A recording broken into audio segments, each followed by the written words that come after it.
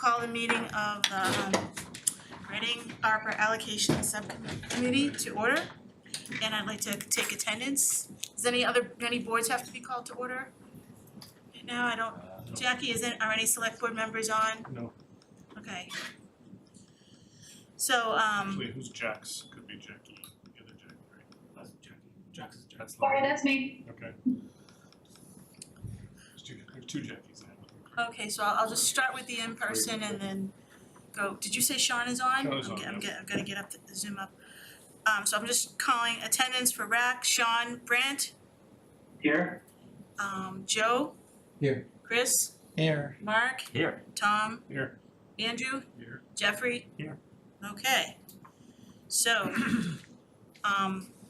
we have a couple of items from the last agenda that we put off to tonight that should be hopefully not too long. And I'm looking at the wrong agenda, so bear with me. I think someone is about to come in for it. We have, just bring it up because my printout is, not this printout, this is the last printout.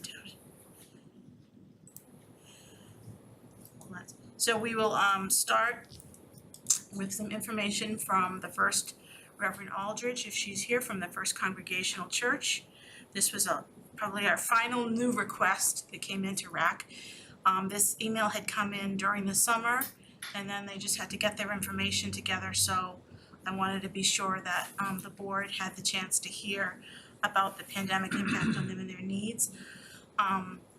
John Feudo from the Y was just gonna follow up with answer a couple of questions and just more information about their plan. And then I think we were going to hear the latest updates and refining and added info possibly on the amazing premium pay spreadsheet formula system. Mark, your mind is gonna be blown, so just, you have to see it in person to believe it. It's quite a lot of work, and whichever formula we go with, there was a lot of consideration put in. And then pursuant to what's in the packet and what I sent out and what I can correct when I log in and share my screen, we're gonna go over some of the allocations that we did last week. If we have anything we have to refine, we can kind of do it on the fly. And what I had identified in this packet, and the audience will see, is there's maybe like one definite area where we're almost all in substantial agreement, and other areas we're close. But we were reaching that point without Mark here last week, so we have to make sure you're included in the discussion. And I have scheduled, if we have time, maybe a few votes if we think we're ready to pass things on to the select board. Again, possibly on the recreation funding. I think there's a few either community or other board items that we're probably fairly unanimous on, like the Y might be one, food pantry, we were coming in close. I have trails down, but I believe we already voted on that funding, so that's just an error on my part, like historical could still be there. And for future agenda items, I think we were trying to close out RAC in October, so if whatever we don't finalize now, probably we'd have one more meeting after all the financial forums and everything that intervene in early October. So with that being said, do we have a representative from the First Congregational Church? Oh, I'm sorry. Is there public comment first? I'm getting ahead of myself. Is there any public comment online? No hands up. Okay, and I'm gonna get on the Zoom. So now we can be ready for the First Congregational Church if. Well, that's not me, I'm just the Y. Okay, well, it was a placeholder because the person who was gonna be here for the First Congregational Church was ill last week, and I don't know between that day and today if they were better. So we could probably go right into the Y, it's not a public hearing. I think John Feudo is expected to be here, so let me just give him a call, see if he'll be here. Okay. I hear the doors opening, so maybe because it's not quite 7:10. And Oh, we have minutes. I guess we have minutes and we have the formula, but it's probably too intense to get into the formula this time. What do you think, Tom?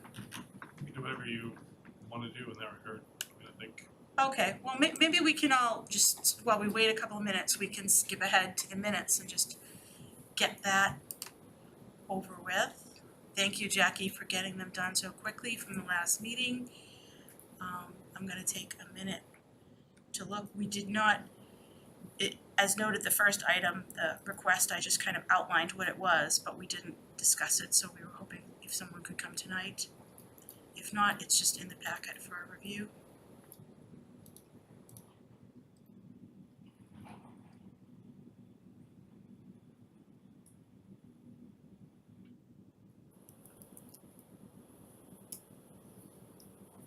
And I note that the committee members requested the updated spreadsheet, it's just that you got it 2 hours before the meeting, not 2 days, sorry.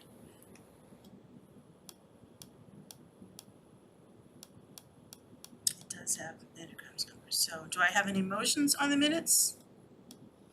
Move to approve the minutes as presented. or day, Date of, August 31st.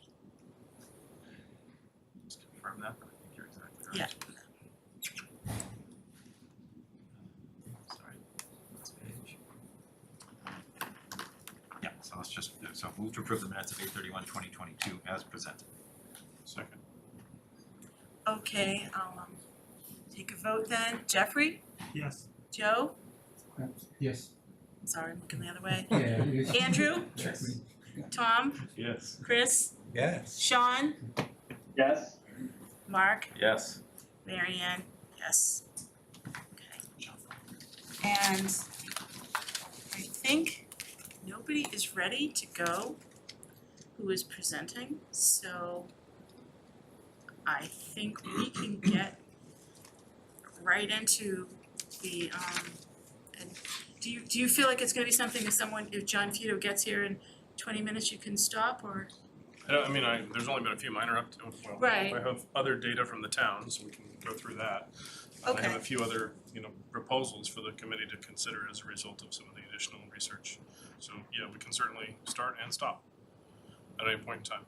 Okay, well, last week we got 20 minutes in and we got a great overview before the unions came on, so since John Fito wasn't expecting to go till 7:30, so why not, if you're okay, you and Sean can get into it. Sure. I mean, Sean and I just traded a few quick notes today. Sean, jump in as necessary. I'll go ahead and do the screen share again. So this is now version 3. You all have had version 2 to look at. The formulas haven't changed. The only things that have changed is refined inputs and data. And let me increase the size of that so we can see it a little bit, and a few other pieces of information I was doing some research on. So, in terms of what's changed right now is I went back and looked at each one of our union contracts, every single one of them that's out there on the website, to try to look and see where pay bands might make sense. And, whether it's an hourly or a salary based, a union contract, and built a model basically that kind of shows pay bands.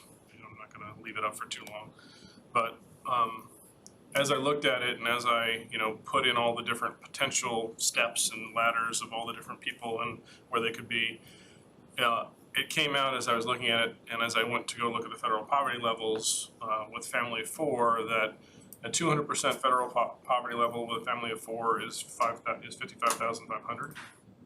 And my proposal for now, obviously for discussion with the group, is to set that as the low bar. So you have to be being paid as an individual, obviously, less than that amount. I know it's a family number, but as an individual, less than that amount to be the low. I just felt like it was a good level to look at. And then I looked at a little bit further up and tried to find, where might medium be, where might high be. And the 350% federal poverty level for a family of 4 comes out to 97,125. And that also seemed to be almost a natural break with the way in which maybe the contracts are somewhat scheduled. And then anybody above that number would be what would be the high bucket. as it worked through. So from a high level perspective, you know, these are all the contracts. This, I don't know what just happened, but memory issues. So if I go back to it, yeah. So these are all the contracts, you know, across the schools, public safety facilities, engineers.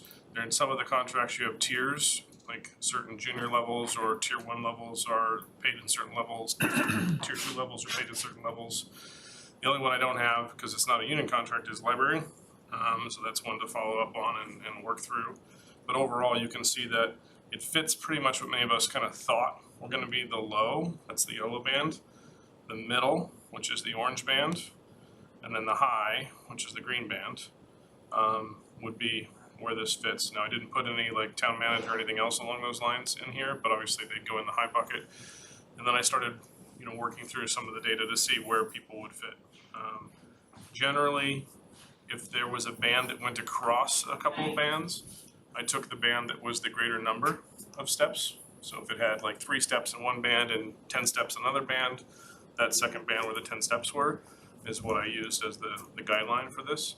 Not trying to go to individual employee levels. That was one of the things, didn't want to get to that fine grain of a detail. We certainly could with this concept, but I didn't want to go that far for this model necessarily.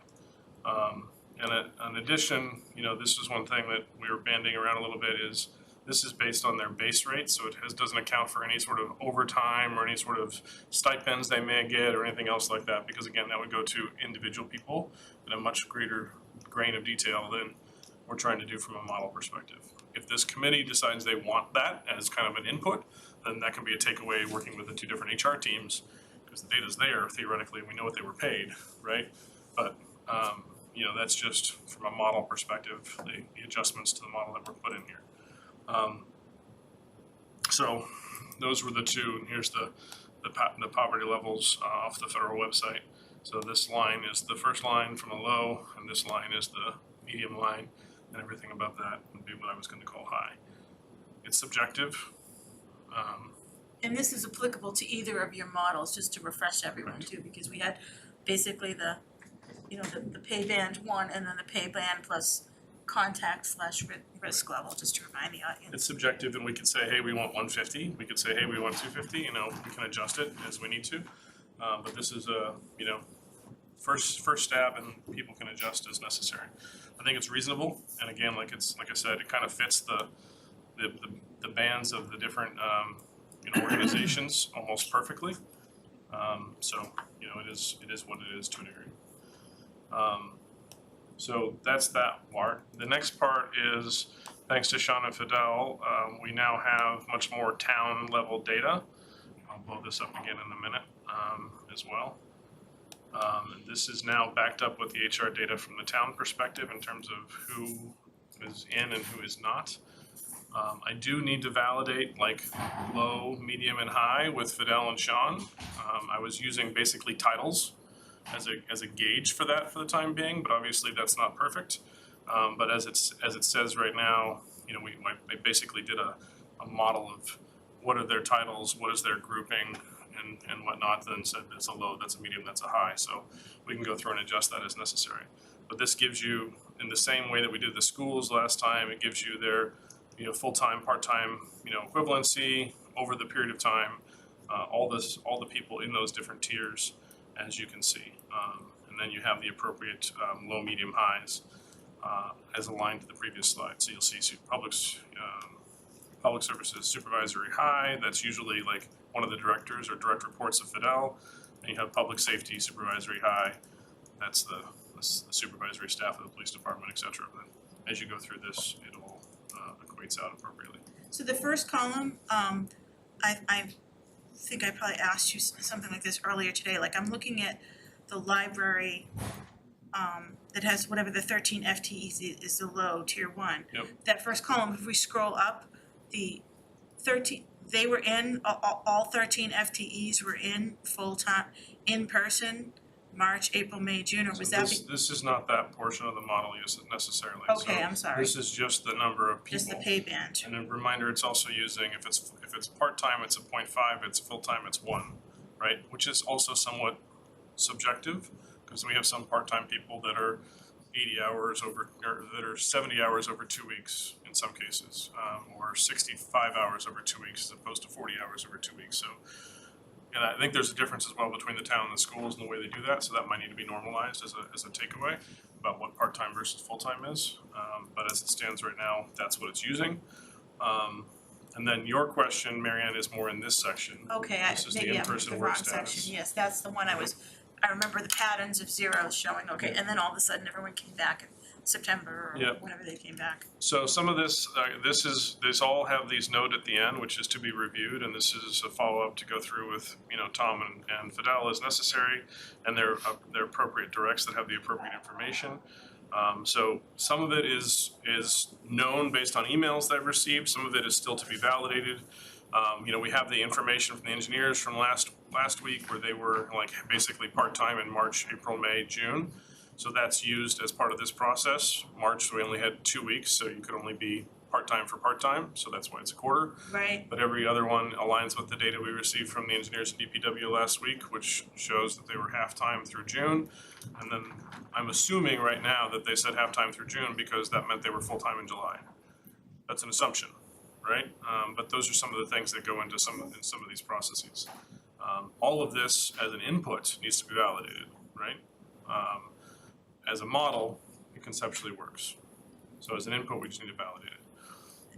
and so this is maybe just more filled in, but similar to what you discussed last week, Yeah. just with more roles. Right, with more detail about the roles and, where they fit from a pay band perspective, so it's not as generic as DPW is medium. There are some DPW members that are the more junior members that are low, as an example.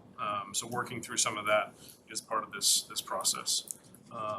And then filling this portion of the sheet in, or as this committee decides, if you wanna do it on an individual by individual basis or whatever else the case may be, that would be a takeaway administratively with Fidel and Tom. And I'm happy to help guide what the thought process was, if that's necessary, how to fill that in as the time comes. But this would then, you could easily expand this to everybody if you wanted to. The model works, you just have to put people's names into it instead of their roles. And then you get the overall calculation and allocation.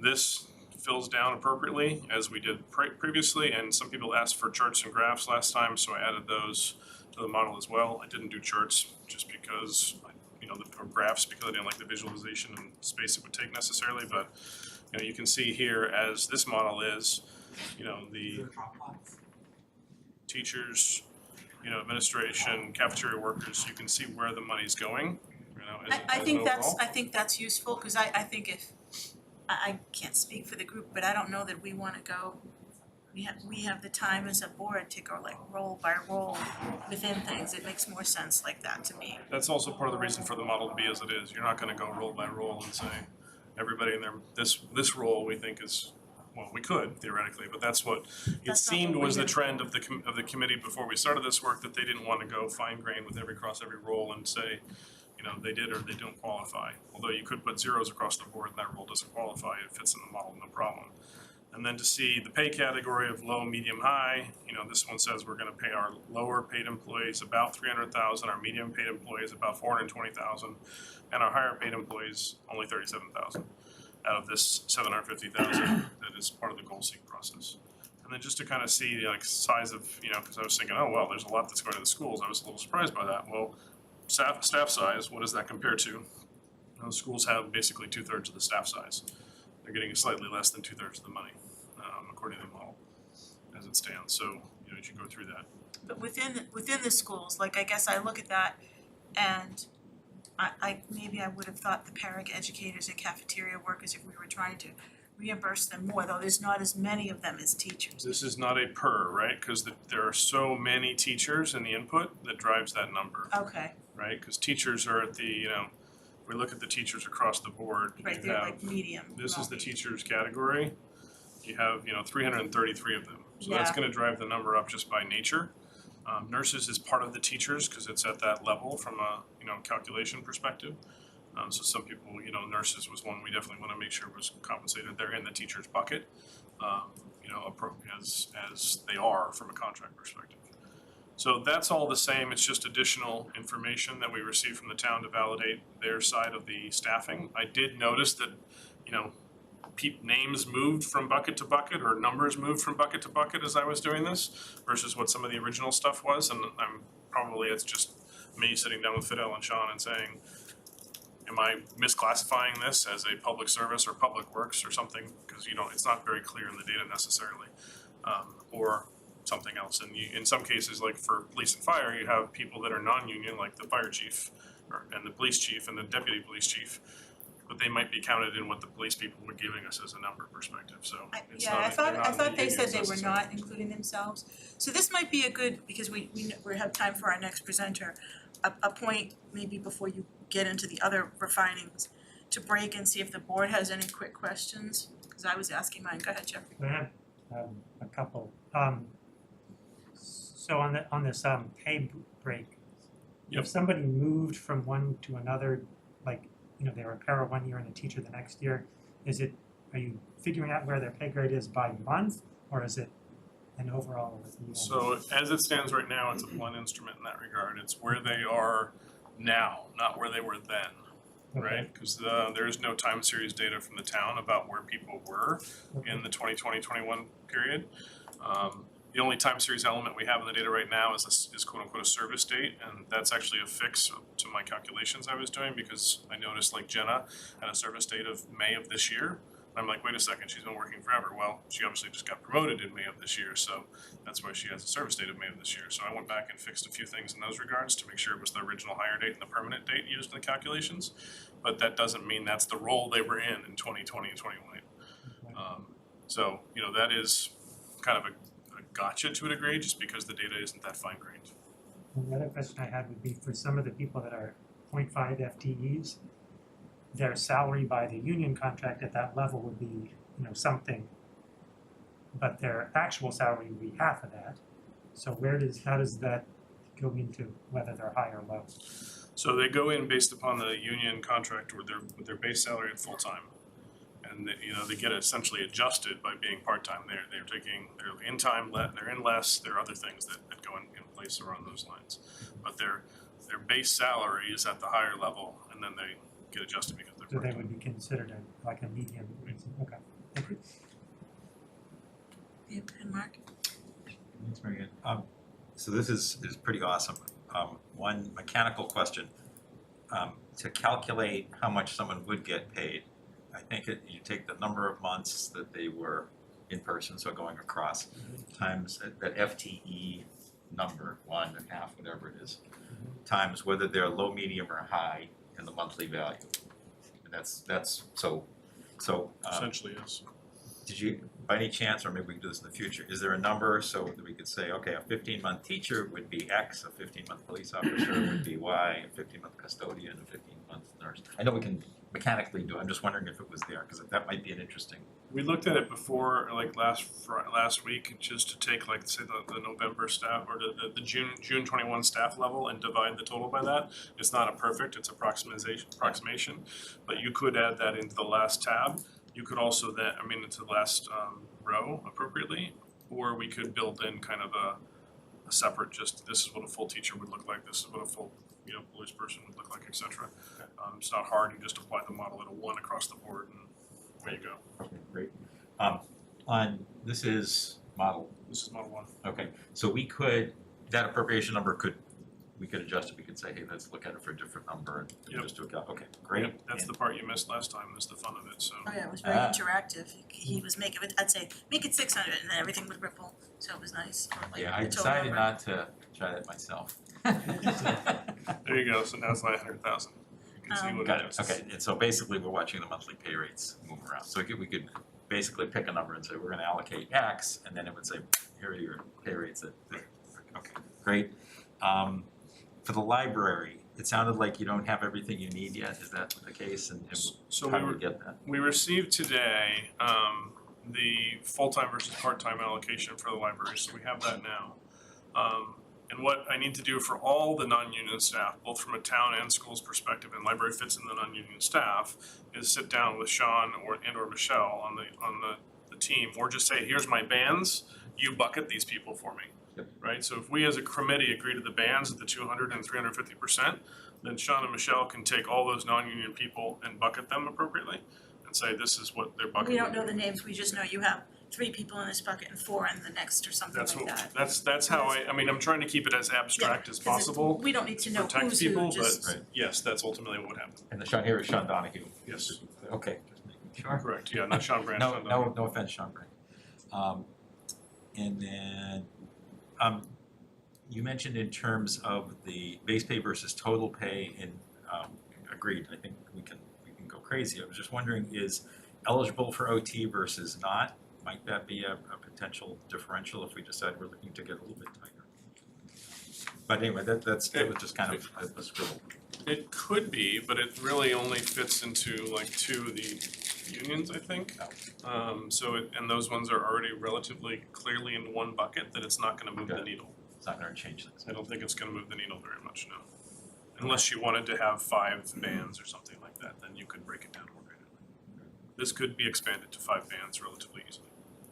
And then the other, just to follow on your point, Mary Ann, some folks had said they wanted to be excluded, and it's not gonna make massive changes, but we already were. No, I think it was like the police chief and the fire chief might have said Yeah, that I think in so one of too. the very early on meetings. They said when they were presenting on the premium pay, we don't want ourselves included, and I don't know what other representatives. So any more quick questions at this end before we get into, Sean, I don't see your hand raised, so I'll just assume you don't have anything to add at this point. No, Tom did a great job walking through it again. Great, and we'll be revisiting it. So, Burbank Y, we're ready for you to Zoom follow-up. Prefer me sitting up. I think you just wanna be at the podium so that everyone could hear. Yeah, great. So the reason why I wanted the Y back is just, it was a great presentation before, and I think everyone feels very positive that it's worthy. We wanted to hear if there were more refining details, and I think there were generally some concerns on the board. I know I had one, I think Chris had one, that how Reading residents would still be prioritized in this because this is Reading money, and I know you and I emailed, but if you could explain to the public how that's gonna work, cause Yeah. your answers were very helpful to me, but I want everyone to know. Thank you. Thanks for inviting us back. We're certainly happy to answer any questions and satisfy any concerns. In fact, I don't have anything formally prepared for That's tonight. I okay. didn't think it was necessary. The details of the original proposal, what we're hoping to do, the concern of the allocation of the funds, I can address that, and I can address the mechanics of our budget if that Right, would so be just so we helpful. know how the money is gonna stay with the Burbank Y, cause it's, I understand the Greater Boston Y, it's a Sure, big yeah, and that's a organization bigger- that gets all kinds of donations and. Of course, so any funding that we receive from the ARPA fund from the town of Reading is a gift to the Burbank YMCA in the form of a grant. We would put that in a restricted fund, and that money would be allocated in a line. The exact money that you give us would be in that exact line. We just have to decide over what period we wanna spend it. So either it could be 1 year, 2 years, 3 years, or you can leave that up to us to sort of, once we run out of the money, it's done. So it's really up to the ARPA fund or the RAC to decide how they want to stipulate that. I'm happy to work with however you want to do that. Sure, And I'm certainly open to that. We had planned to do 144 swim lessons over the duration of 3 years. We could do that in a year and a half. You know, that it could happen sooner, so we may not have to, it just depends on staffing, of course. I don't want to speak, because I don't think we can do 144 in a year. We may not have enough staff for it. But we allocated about 45 to 50 spots per year that we wanted to hand out for swim lessons in particular. The resident versus non-resident for swim lessons is very, very simple for us to gate. That could be that we could either put a caveat of a registration period in which it's only open to Reading residents. The general feeling, just from asking around, we have several people that are served on this committee with us that have kids in this area that may or may not be taking advantage of the program. They feel pretty strongly that it's going to sell out or be filled up pretty quickly by Reading residents. I think if we give a short window of registration just priority, I think it'll fill. yeah, That being said, I just don't want to leave spaces open if there are spaces that, you know, we have room in the class and they're not being filled by Reading residents. I'd love to be able to fill those 4-person classes with a 4th person. well, I looked at like Burlington offers some inclusive programs, and that was how they were doing it, that they had a 3-week resident-only period, and also for some of their other programs. Yep. And then they opened it up to others, so that, do you think that addresses I know you had expressly said Reading residents first and they shouldn't get shut out, sounds like that would address that. Yeah, I mean, it's, I can use Camp Rotary from my daughter's sleepaway camp just opened up at 9 o'clock like 3 days ago and was sold out in 5 minutes. I have now a feeling no that could kids happen are- to us. I Yeah. think the exact opposite's gonna happen. I think the same's gonna happen. We're gonna fill up and we're not gonna be able to accommodate everyone in the first cycle. And we're gonna have to develop a plan so the next round, people are on a list. So we'll have to do some internal work on that to ensure that it's not the same 12 kids or the same 8 kids that take it. That's a good point too, I mean, I wouldn't Yeah. even think of that, but, so you're thinking of that. Yeah, I mean, I'm not looking to get into the weeds on it, but essentially, yes, it's, Reading ARPA is given the money, I understand that we want the classes to be filled. I don't want one Reading resident with nobody else because we turned Totally away understand. Wakefield people. Yep. So I completely understand that, and I mean, if you're willing to just have a window with Reading and it fills up and there's a wait list and everyone else can get on it, I mean, I think that makes the most sense. Yeah, and from a timing perspective, with not having the funding secured yet, we will probably start this in January of 2023.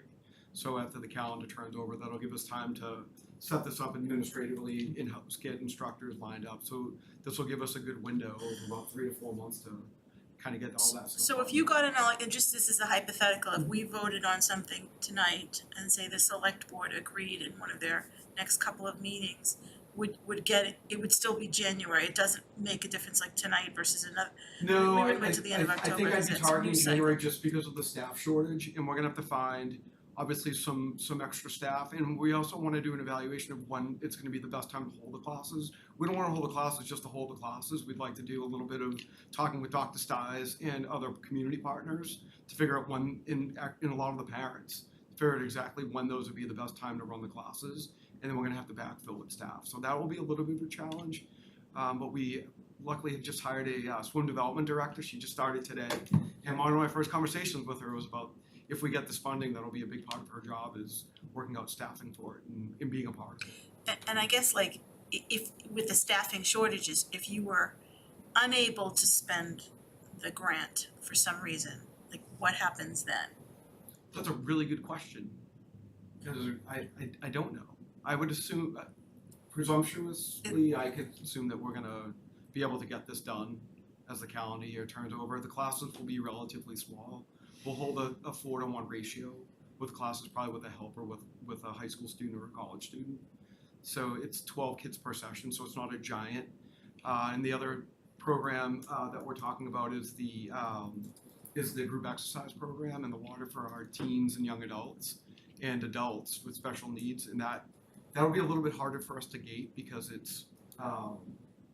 it won't be gated by membership. They'll be able to come in and just sign in and go into the pool. So that'll make things a little bit more challenging, but that could be 10 people one week, 25 people the next. Because it's just like any of our other group exercise classes, it won't be gated with a registration. It'll just be first come, first serve. So my last question before I open it up to you, when I looked around at the Greater Boston Way, I saw that Woburn has some inclusive programs. Would you model what they're doing, or can you, do you work with, I know we're two separate places, but they may already have instructors that, can they work at the Burbank Y on these Of programs? course. That's how it works? Yeah, so that's exactly what we'd be looking to do if we were struggling. We would turn to our sister branches. Actually, my region is Reading, Waltham, and Woburn. So those 3 branches are ones that we draw from and we work together really closely. We have a 13Y organization, so the model is actually a similar model all across the association. So we'd be using something very similar in practice to what North Suburban's doing. Yeah, cause I think it's either Gloucester or Cape Ann and Woburn, those are the ones, and I'm not sure, maybe Charles River, you know this better than I, but, so this is Charles something. River, one of our other Ys. So that's, And they've got it this has figured been out. done in other branches, though, Yeah, like, we'd be they're charging, replicating, we're actually bringing it back. We had it before the pandemic. We've been very slow to bring it back. okay, So that's why this, one of the reasons we applied for the funding is because we've heard the need loud and clear and we'd like to reinstitute all. okay, well, it's good, it sounds like you have a plan. Does anyone else on the board have a question? Go ahead, Mark. Thanks, Mary. Thanks, John. Hi, Mark. How you doing? I'm doing great. Good. 2 questions. One, I know when you were first thinking about this, you thought you might be using mostly outside contractors. And I think I and others had some questions and just said, hey, you're gonna train internally. It almost sounds like you're thinking much more internal now. Am I Yeah, so hearing the that right? only part that I think we'd go outside for, I shouldn't say only. The social programming that we talked about, we would like to partner with Communitas, and that would literally be a budget line where they would set up the program and we would actually pay them. We don't have the bandwidth to do what they do, and they're experts. They're the ones that are gonna be the ones that go bowling or to a Red Sox game. So however they decide to use that, we would set up a budget each year in concert with them.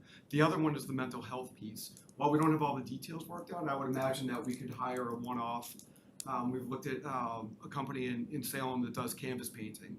So we're looking for programs that actually work towards the rehabilitation of mental health, help kids be in a better place.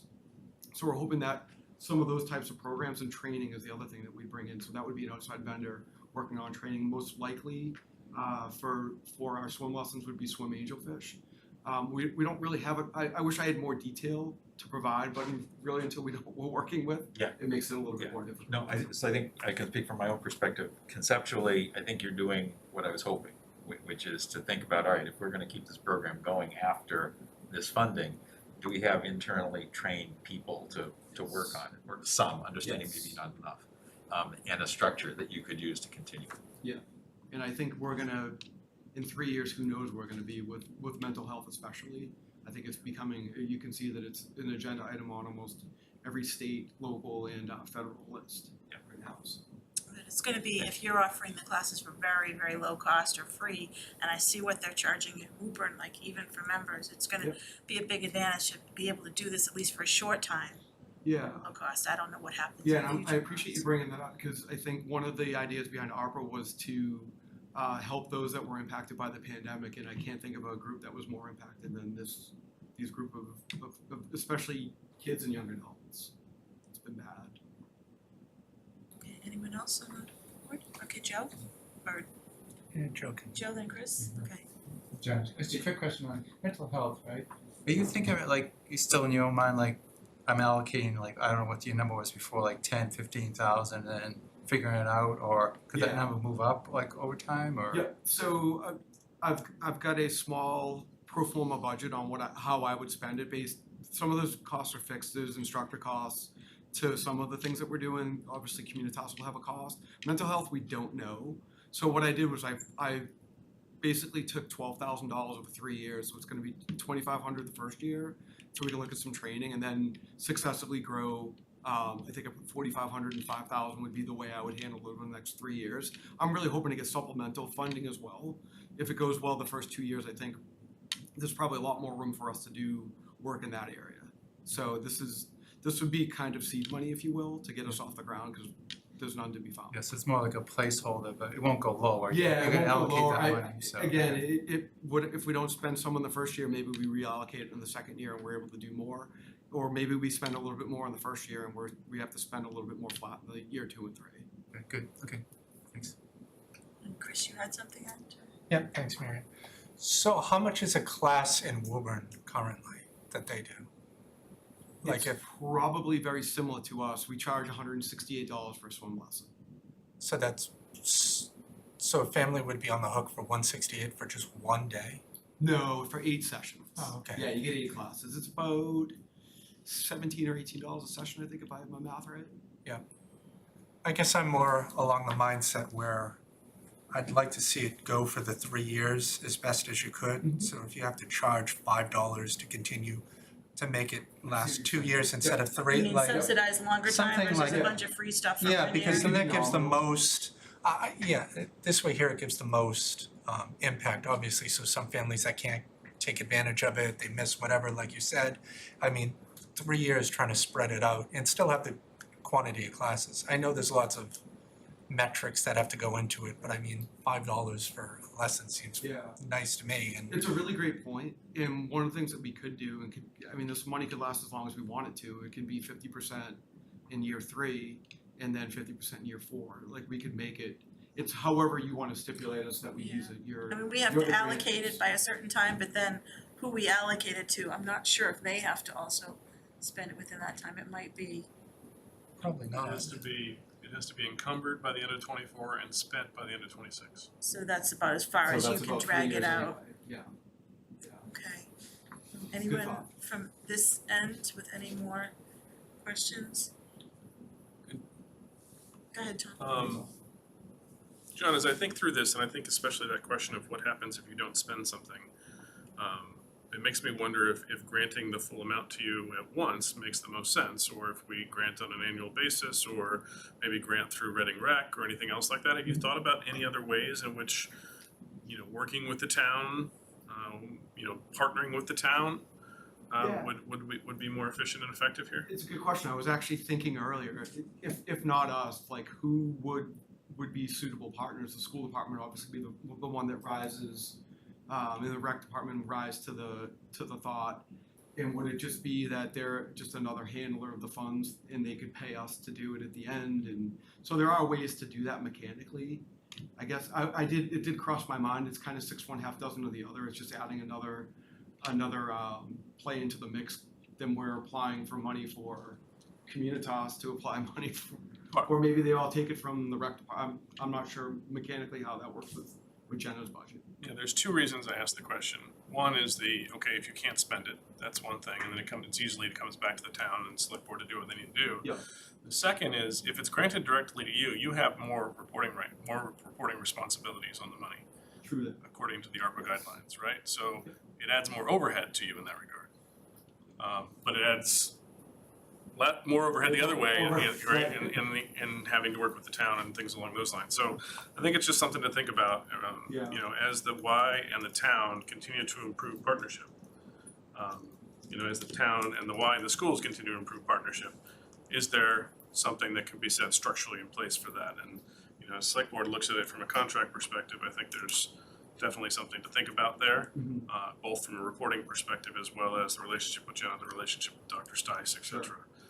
To make sure that, if you're not able to have the classes, if you're not able to staff it, then maybe they have somebody else they can use the money with, and it's not just the Y. And perhaps that's a stipulation that we could write in, that we work with, whether it's the Reading Public Library, our CASA, the rec department, to exhaust the funds. Because I'm sure there will always be need, and there's never a hard time spending good dollars, especially on worthy causes. So I'm sure if we have a little bit of wiggle room as far as how we're going to use it, then we're happy to reach out. I honestly don't think it's going to be hard. The only thing that makes me a little nervous is staffing, but that's an issue everywhere. It's not just our industry, it's everyone's industry right now. But otherwise, I don't really see an issue. I think Communitas will be able to spend their dollars and really do some really great programming over 3 years. Yeah, I don't think it's gonna be hard either, but I think it's also, I have that same concern from a staffing perspective, which is why I was so excited about the angelfish thing in the past, right? Is making sure you can build that in-house to Mark's question point before. Because this, part of the reason why, I'll put words in your mouth, John, part of the reason why this hasn't come back is because you haven't been able to staff it. This was a problem before COVID as well, staffing in particular adapted swim. We were advised, we work with a pediatrician, we were advised to be a little bit more slow with bringing it back. And our own departmental staffing issues have led to that as well with our leadership team.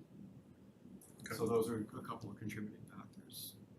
So just stepping back to your greater organization, they don't provide support for these programs? Because I've heard like the Greater Boston Y got a big donation from Jeff Bezos' wife, and her name's escaping me now, Yes. like $18 million. And I'm thinking, how come they didn't spread it out among the Ys for these kinds of programs? Like, is that just something that they're gonna make last for 20 years? Is that how it works? You know what, I'm not close enough to that. We received $18 million from Mackenzie Scott, which was That's an it. amazing gift.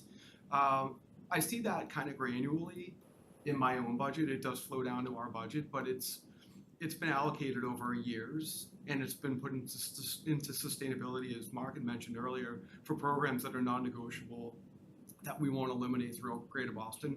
When you're talking about 13 branches and 17 programs, $18 million went really, really fast over a number of years. So I'm not seeing at the granular programmatic level, but you might see it as a position that a team director's position in Roxbury was fortified for the next 5 years, and it can't be touched, or another position elsewhere can't be touched.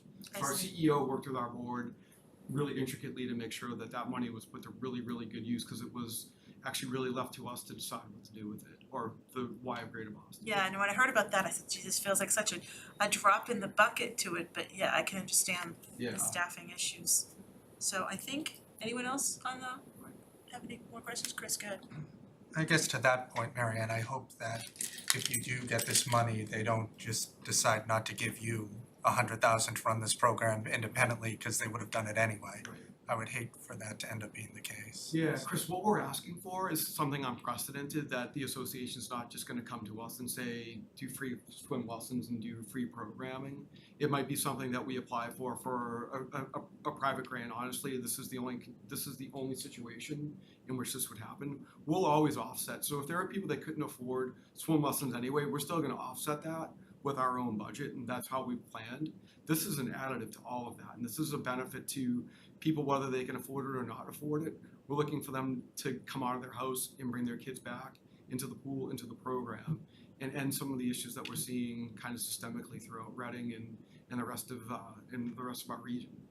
So it's not, we're not replacing dollars wholesale. We wouldn't ever probably get anything this sizable.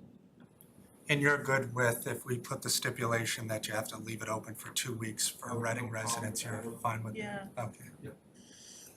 Okay, well, I think that kind of just clarifies some things. We're all supportive, we're Thank trying to you. I think of really how do it's gonna appreciate work. it. But I think it was just wanting to those issues, and I wanted it to not just be in an email between you and I, so that Yep. the public hears No, it, so thank you. I everybody appreciate is coming back. confident in our support, and we appreciate your time. Did someone from the audience, you have some people that spoke before, did anyone else wanna speak? Or just, No, we're just supporting John. okay. This is our committee. Good point. Sorry, I do think. Please come. And just give your name for the record and your affiliation or your address. Chris Kowalewski, live on Grove Street. My son uses the Y. He has Down syndrome. He's 6, and I have to say, this is something that is really important, not just to our son, but we also, my family, we want to look out for the rest of the Reading community, and there's a lot of children out there in Reading alone that could really utilize this, and not just with Down syndrome, but a lot of other disabilities, and we've been, we want you to know that there is a community in this town that's going to support this, and I have no doubt that this will get filled up and Oh utilized. yeah, hopefully we want you guys to be first in the list, There is a big group, and we think it's important to get, not just our son, but the other kids in town to be able to swim and be safe around water, and this is very valuable to us. Thank So, you, Chris. thank you all. Yeah, thank you. Could I just ask you a follow-up question? Yes. If you had the preference between having it for a year for free or spreading it out over 3 with a nominal fee, which way would you end up? I think that's a hard question to answer, because a lot of these parents, we have a lot on our plate. It's not just school and extracurricular activities, it's therapies and other things that we have to work around on top of, trying to get our child to swim class. But it's important, and we work around that. And I think a lot of parents will pay a little fee. We just need this swim class for our kids, and it helps with development, helps with moving. I know, sorry, I speak with for Down syndrome, but this covers a lot. When I say just Down syndrome, but I want to think about all the disabilities. This helps their fine motor movement. This gross motor movement, interaction, mental health. It's not just improving on swimming. You're touching a lot of facets. I hope I said that right. A lot of areas, I should say, but not just swimming. I mean, your interaction, community, being part of the community. I love it when my son can walk down the swimming pool and kids say hi to him. I don't know who the kids are, but I'm like, this is fantastic. He's actually part of the community and part of the Y. And if we have to pay a fee, we will pay a little fee, which is fine. You know, and if it's a year, we'll make it work in a year. If it's 3 years, we'll make it work. Cause that's what we do for our kids. You know, you give us 6 months, we will make it work. You give us 3 years, we will make it work. And there's a lot in this town, you know, I know just in our area, there's 3 kids with Down syndrome, and a few other children around us, with other, disabilities. You know, that are really close proximity to the Y. You know, and we all look for those, and we wanna be part of the community. And also older kids too, who are coming back home, they may be out, but maybe come back home, they need activities too, and this, I think, provides that opportunity. I hope that answers your question. Yes, thank you. Thank you. Thank you thanks for adding that. Kevin, did you wanna speak? Just give your name at the podium. So, Kevin Breer, Greystone Way. I have a son that's neurodivergent. I'm also on the Y. For those of you who do know me, one thing that you'll know is I do my homework, right? So I've spent a lot of time doing a lot of research in terms of adaptive things that might be good for my kids versus mainstream versus 1v1 private, to the extent that that might be there and helpful and beneficial. And I can say for like my son, we may not do the adaptive lessons, but he has benefited from the Y regarding like the time, like him working with one of their trainers in the morning. But based on my kind of homework that I've done regarding like what this program is versus what's going to be offered, this is an ad, and this is something that is addressing an under-addressed population. Now, I don't know how much you know about the wait lists or what have you, but it takes about 18 months if you are going to try and get a neuropsych evaluation through MGH. It's about a 9 to 6 month wait if you actually get in-home counseling through one of those community and mental health services like South Bay Mentor. So this is addressing something that is kind of creating capacity in a population that is either on a wait list or not getting anything whatsoever.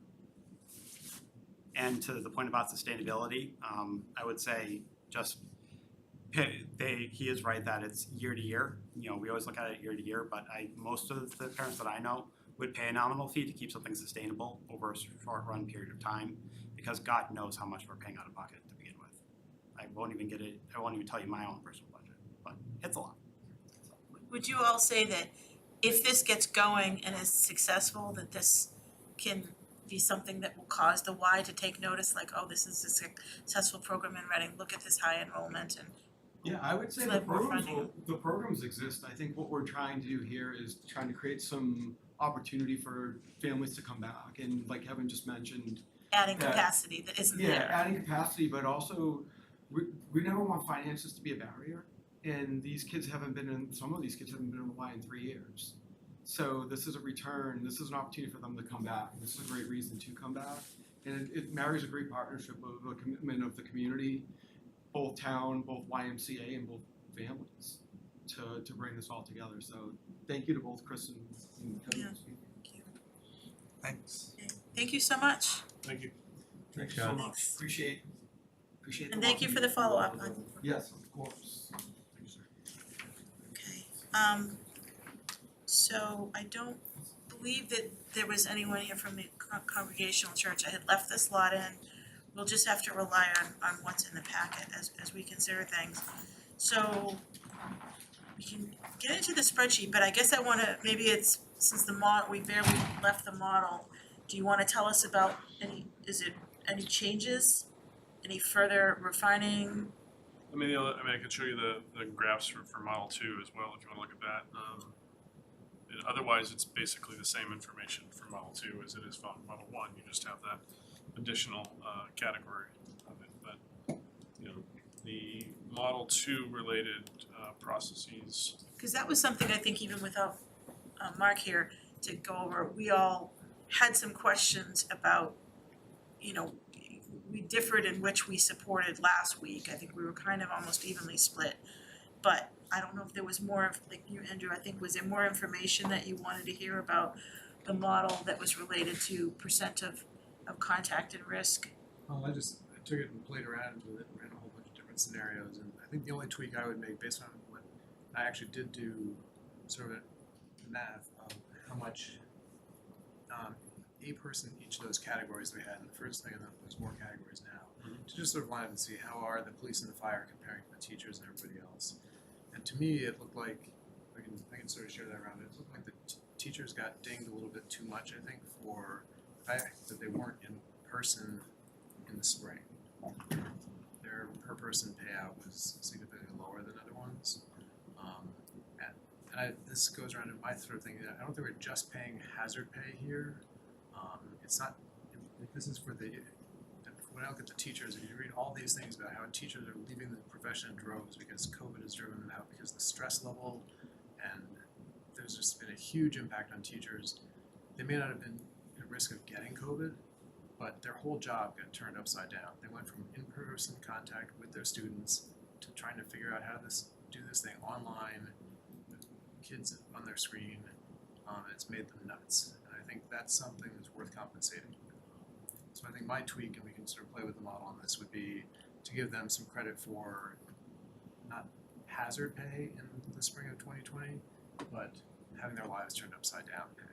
But the thing is, those of us who had kids in the school system in spring of 2020, like some teachers, the pain in the butt work came in the fall, I think, when they were teaching. In spring of 2020, they were still getting paid their full salary, but our system wasn't even allowing them to Zoom. There was a lot of just posting worksheets and assignments, so I guess maybe that was some of the thought. I appreciate though they were, once the fall came, yes, hell broke loose. But in the spring and then summer, most of them weren't working, but in the spring, it was kind of, well, we were all shut down and they did the best they could with worksheets, but I know the schools were like pass fail. Very few of my kids were online, so I don't know what was changing then. But Tom, you had kids in the school system too, and Chris, you can offer your feedback. But I think you're right about the later part of the year. So it's a question of are we looking at it by what they had to do or month by month by month? And I think initially we were thinking, well, the months we can say you were in person or not, and then I don't know.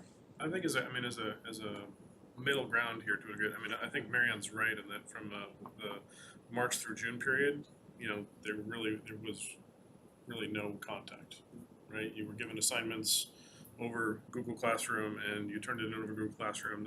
They couldn't even do attendance at times. They switched everything to pass fail, etc. Yes, their lives were turned upside down. I 100% agree. But I think there's a middle ground that we can come back to, and that is looking at the September through March timeframes and look at the allocation there. And that's something I think I definitely want us to tune up a little bit and come to an agreement on in terms of that period of time, because then they were, I've gone back and tried to look and piecemeal together when did certain kids go back in classroom, when did they not go classroom. But to your point, whether they were in the building or not in the building, there was more virtual teaching at that point in time. And there's arguably it's a very difficult line to draw as I was looking through it about when people were or were not in the building. In the high school case in particular, it was like, we had rotational things where a student was in the building 2 out of 10 days. That doesn't mean that the staff wasn't there at least 8 of the 10 days, because they may have had kids there for, they had seniors one week and seniors one day and juniors the next day and freshmen the following day, etc. Right? So that parsing is a lot harder. And I think the model, the data, and that's why I keep saying this needs to be reviewed, and that subset, that middle section, that data needs to be reviewed and refined and come to an agreement about what we're going to say there. But I do agree with Marianne that March, April, May, June period, and there wasn't much happening at that point. Jeffrey, you had a daughter graduating at that time too? No, she graduated the following year. So you went through it at the high school and you saw what did or didn't happen in that spring pass fail. We're still dealing with, and that things like Century Club are gone at the high school because they couldn't do GPAs for that year, right? There's other things like that are problems that we're dealing with because of that spring. But that's a very and I think Sean's made this argument in the past as well, is that their world was different. I'm sort of evolving into that way. Obviously, I've been very much a contact in person. And I still think that's important, but I think I'm having a harder time drawing the line of when people were in person than what It's hard to do it by week, it's easier to do it by month. Chris, you look like you wanted to say something, let me check this Yeah, out for Sean. I guess like I've always said it, never change it, is there's obviously a clear difference between people that were in person and not. I understand their worlds were turned upside down, everybody's was, unfortunately. It continues to be, still to this day. I think the semi-way to rectify that fairly is that when you mentioned that the pay rates and all that, the numbers were generally lower with teachers compared to everyone else, that's when Tom's band thing can somewhat solve that kind of issue, because in general, if I had to guess, are teachers paid less than firefighters? I would say yes. So if they're not, then I'm horribly Teachers and wrong. firefighters are both in the median range. So who's Teachers, in the- police, and firefighters are all in the median range. Before overtime. Before overtime, yeah. Which is something we. So who's in the lower, cafeteria workers or Cafeteria something? workers, Paras, maintenance workers, custodians. paras, custodians, junior DPW, yeah, there's quite a few in the lower bucket, quite a few. I mean, I guess that makes things a tad bit more difficult, but like I said, I just can't wrap my head around just knowing that back in the day, everything was, the entire world was on fire around us, and there's a difference between the people that were in the fire and then just not in the fire. Only for that period of time that you're discussing there. Then eventually it gets into everyone and stuff like that. But I believe Paris had to be in person anyway that whole time. They didn't get to stay home.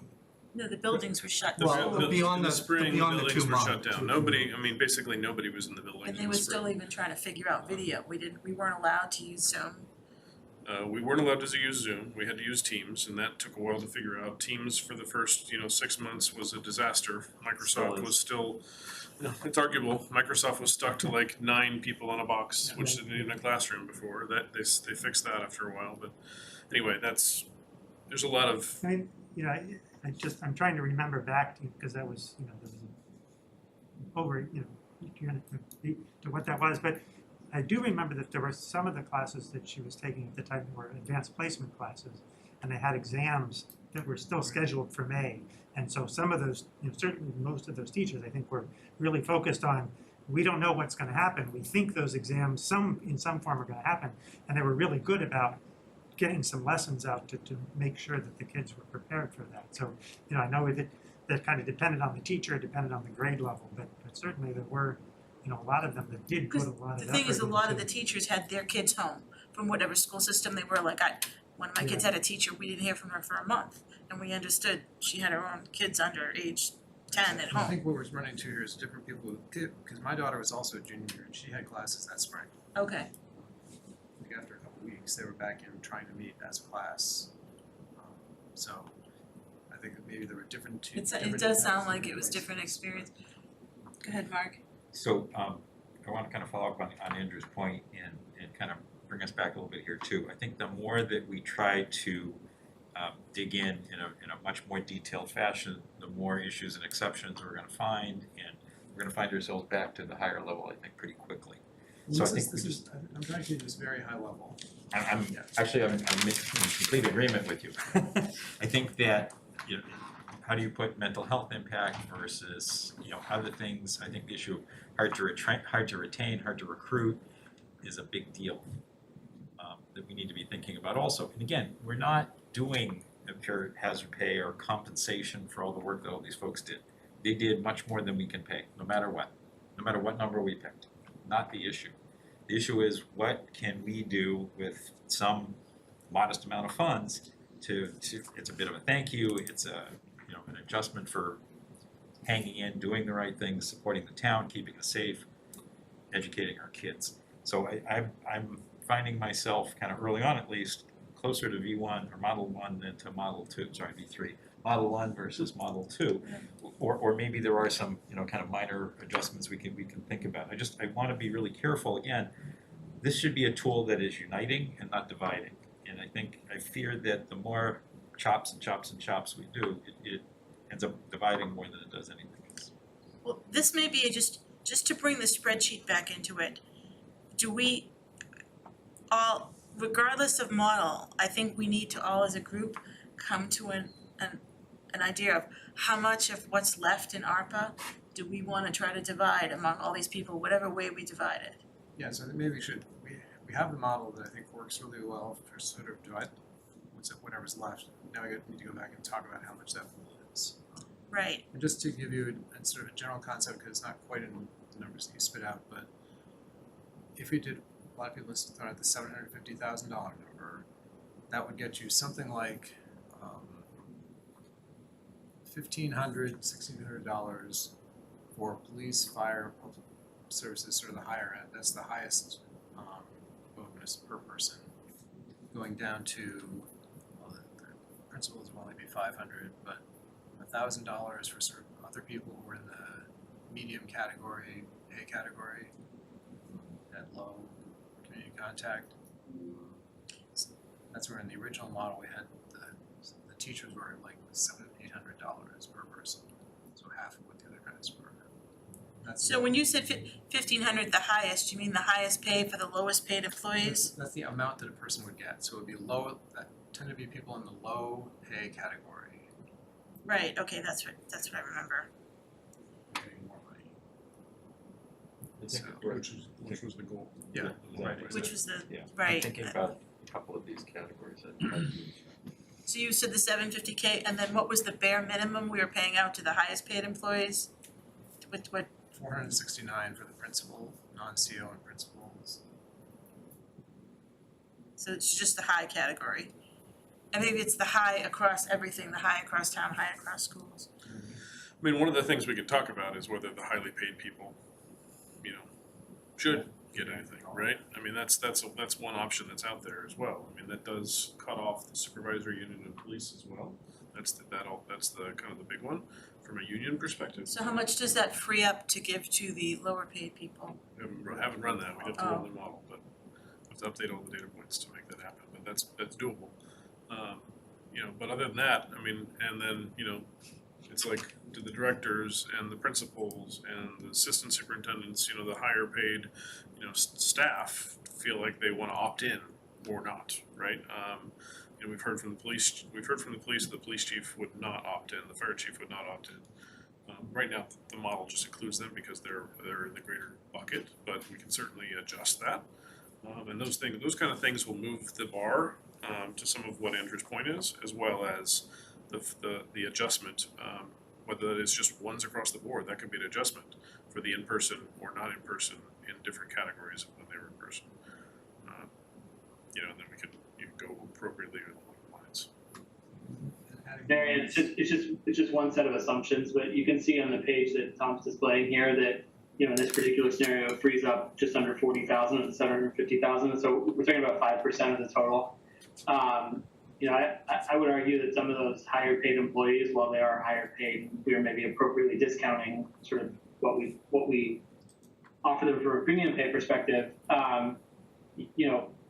The disruptions that a lot of us have identified and talked about, I think many of them probably maybe experienced even more than some of the lower wage earners in terms of having to cover shifts and cover different types of assignments and roles in the schools, but also I'm sure that's true of the supervisory unions on the police side having to cover patrol shifts and things like that as well. So given the relatively small share of the total, I'm not really sure I see the argument for not including those folks. I think leadership has something as well.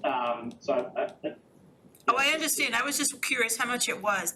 I think there's a lot of symbolic value to saying to every one of these people, that was one of the things that ARPA was for, and we're recognizing your service to the town, whether it's big or small. I think that even the unions came across that way to us, to not pit anyone. The high is about 5% of the total, based upon in either model, give or take. Okay. Right. I mean, I agree with that, although, to the extent that the police and fire chief said they would opt out, I sort of, I don't know whether we're I guess we never asked, are we opting out, the superintendent, the assistant superintendent, who were not even there at the time, here at the time. Yes, Yeah. one of the assistant superintendents was, the other one is retired, and so the superintendent is retired, is qualified, accordingly to this model as it stands right now. And, right, I suspect that if you asked any of these leaders if they want to opt out, they would say yes. Whether or not we should as a result of that is another question. And I would include the folks who've already proactively told us that they would opt out. Chris, you had something to That's the exact point I was gonna make. I was gonna say they selfishly or selflessly, whatever, said that they wanna be excluded, but it's ultimately up for us to decide, and I still think that they should be, even though it's minimally being impacted. And I think if we talk about dividing people, et cetera, that's just wiping out an entire higher paid group because they were still in person though. I mean, anybody that went into the building should be compensated, building or otherwise. Wherever they were, if they were coming in to something, doing something, then I guess that's just the way it's that up I to them, they feel. can turn it down, they can Correct. donate it to charity or I guess Two people isn't that's gonna one way break to look at it. 1,000 or whatever, however many people we have on Well, here. well, stepping back, like we're talking about the 700, Joe, go ahead. No, I guess just to play devil's advocate, I'm probably the outlier here, but I mean, I came up from 0 to like 300,000 at the last meeting, and I mean, I'm gonna put that on I the mean, spreadsheet. thinking about like it's a zero-sum game, so any money we give here, we take away from something else and what our mission was, right? And I'm not taking away from like what people went through during COVID, and I mean, it was terrible, but like 10, roughly, what is it, 30 communities in Massachusetts voted to spend any money this way. So we're making a statement, maybe that's a great statement to make, but like to me, I just think we have to think hard if we're gonna spend like some of these numbers, like 10% of the opera money this way. I would also caution that we don't know, the rest of the communities, what they're going to spend. They might be in the same process we're in. Yeah. Doesn't mean they have decided not to. It just But- means but that from so what's been far, reported, we know yeah. that 30 have done so. Yeah, but it doesn't seem like, from everything that decisions being made, and I mean, I think that information's being tracked, pretty well, right? So I don't know, it's just like playing a devil's advocate here, this is a lot of money to spend out of that money that we're being, given responsibility to make a recommendation on. And it's taken away from a lot of other good things that we've heard about over the last couple of months, so. Popeyes definitely shows that there are other people who agree with you. Shouldn't spend it on a one-time thing, it's not. Yeah, that was the letter that came today, it didn't make it to the packet, but well, we'll leave Tom's things up. I was gonna share the spreadsheet, but we can still discuss, I guess. Tom, can you stop sharing so I can share? So I'll just, let's see if I get that to share. Okay, so these, what I sent out this afternoon, I may not have fully updated, so I just put you down 300 for Joe. Can anyone here tell me where you wanna change your numbers on this? Because I think we're talking 750, we had, if I scroll over, my Zoom is hiding it here. You can see the average, but my little Zoom screen is hiding it. We had an average of, does that say 652? But that was again taking into, it should have just went up because I changed Joe's to 300, but you're talking 750. Why don't we get some numbers in here and see if we can reach an agreement? Before we get to that, I'm a little confused on this spreadsheet as to what we've already allocated up above. I think this number kind of falls out. Of the 7.5 million, what have we already spent? Okay, so we have, I'm gonna just try to hide my thumb. So if I scroll on my, the actual ARPA, this orange column, I'll go to the top. So public health got 250, we gave water and sewer 650, elder service 900K.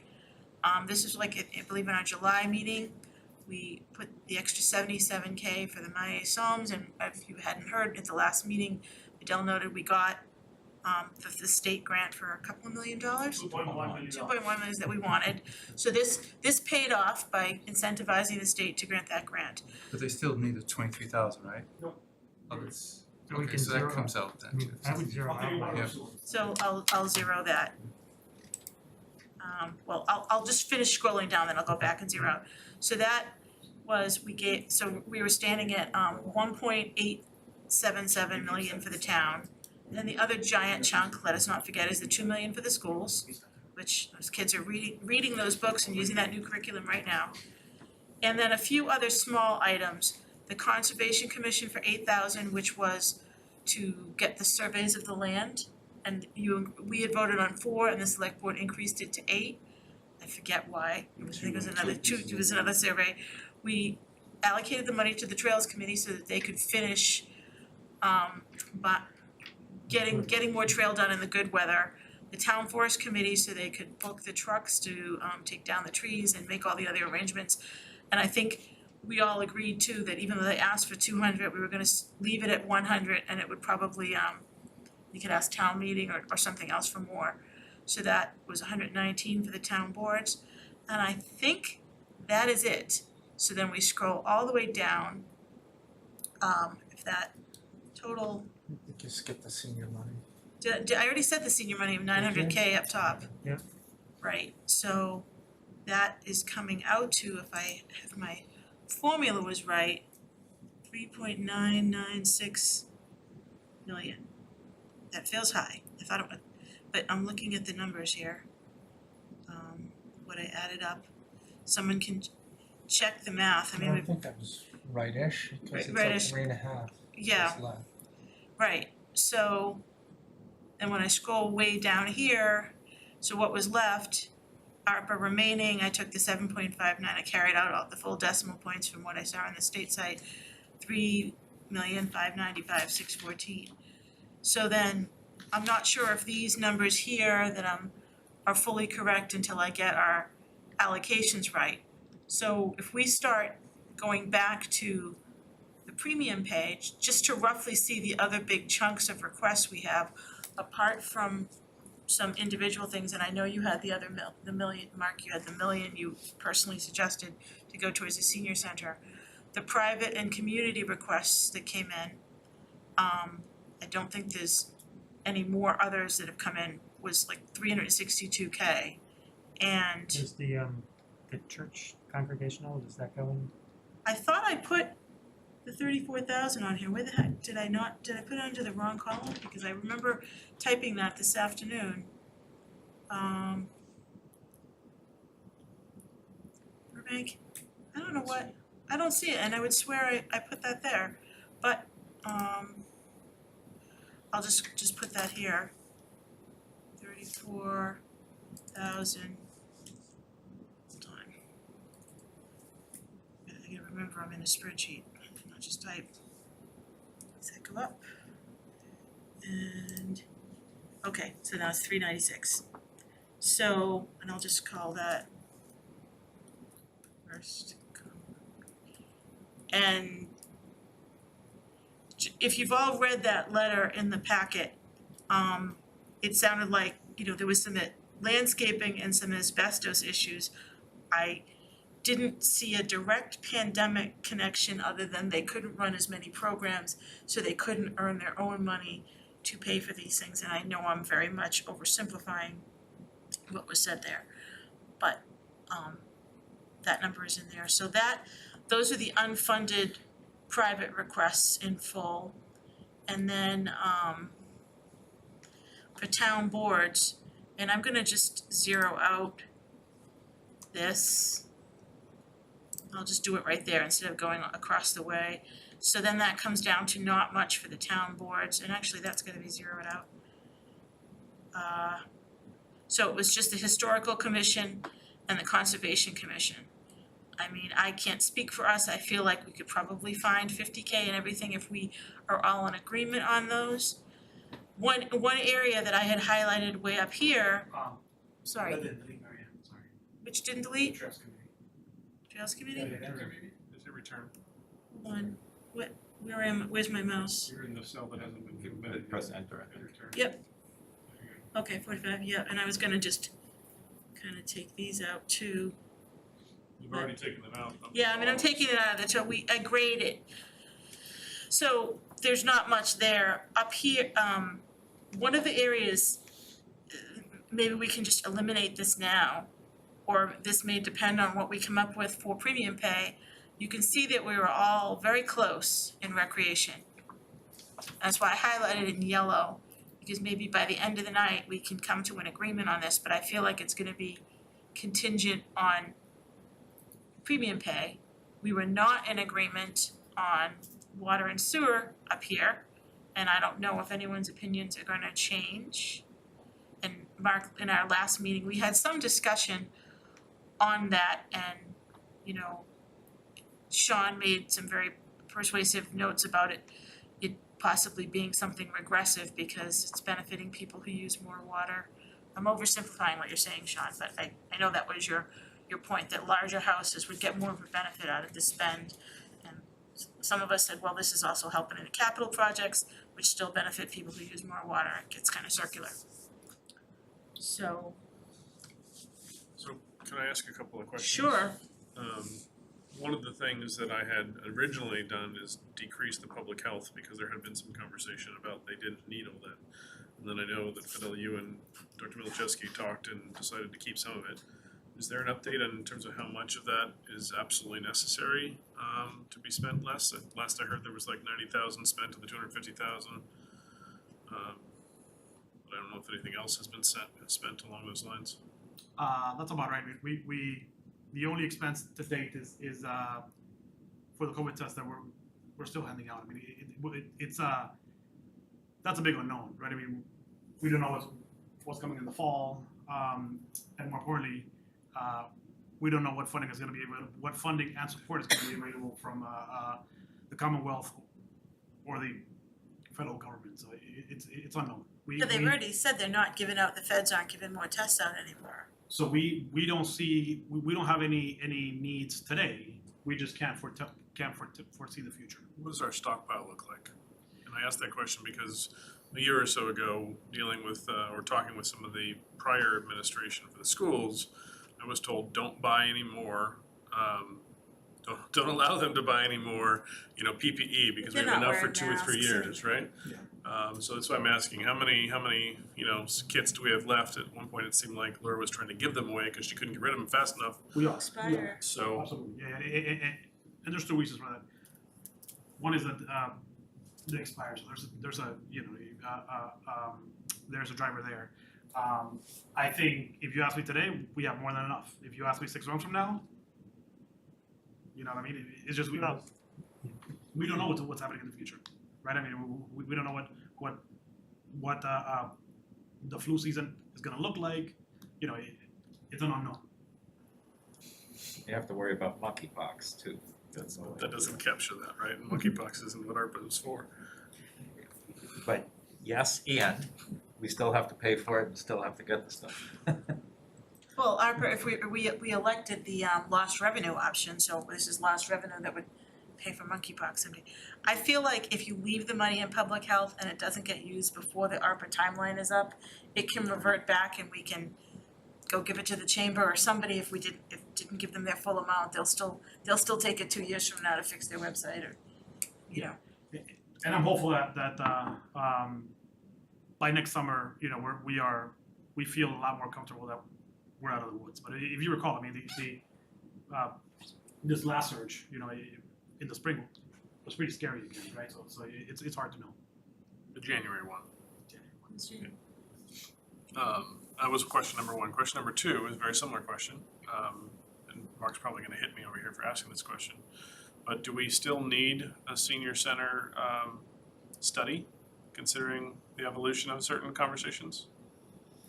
So as of right now, absolutely yes.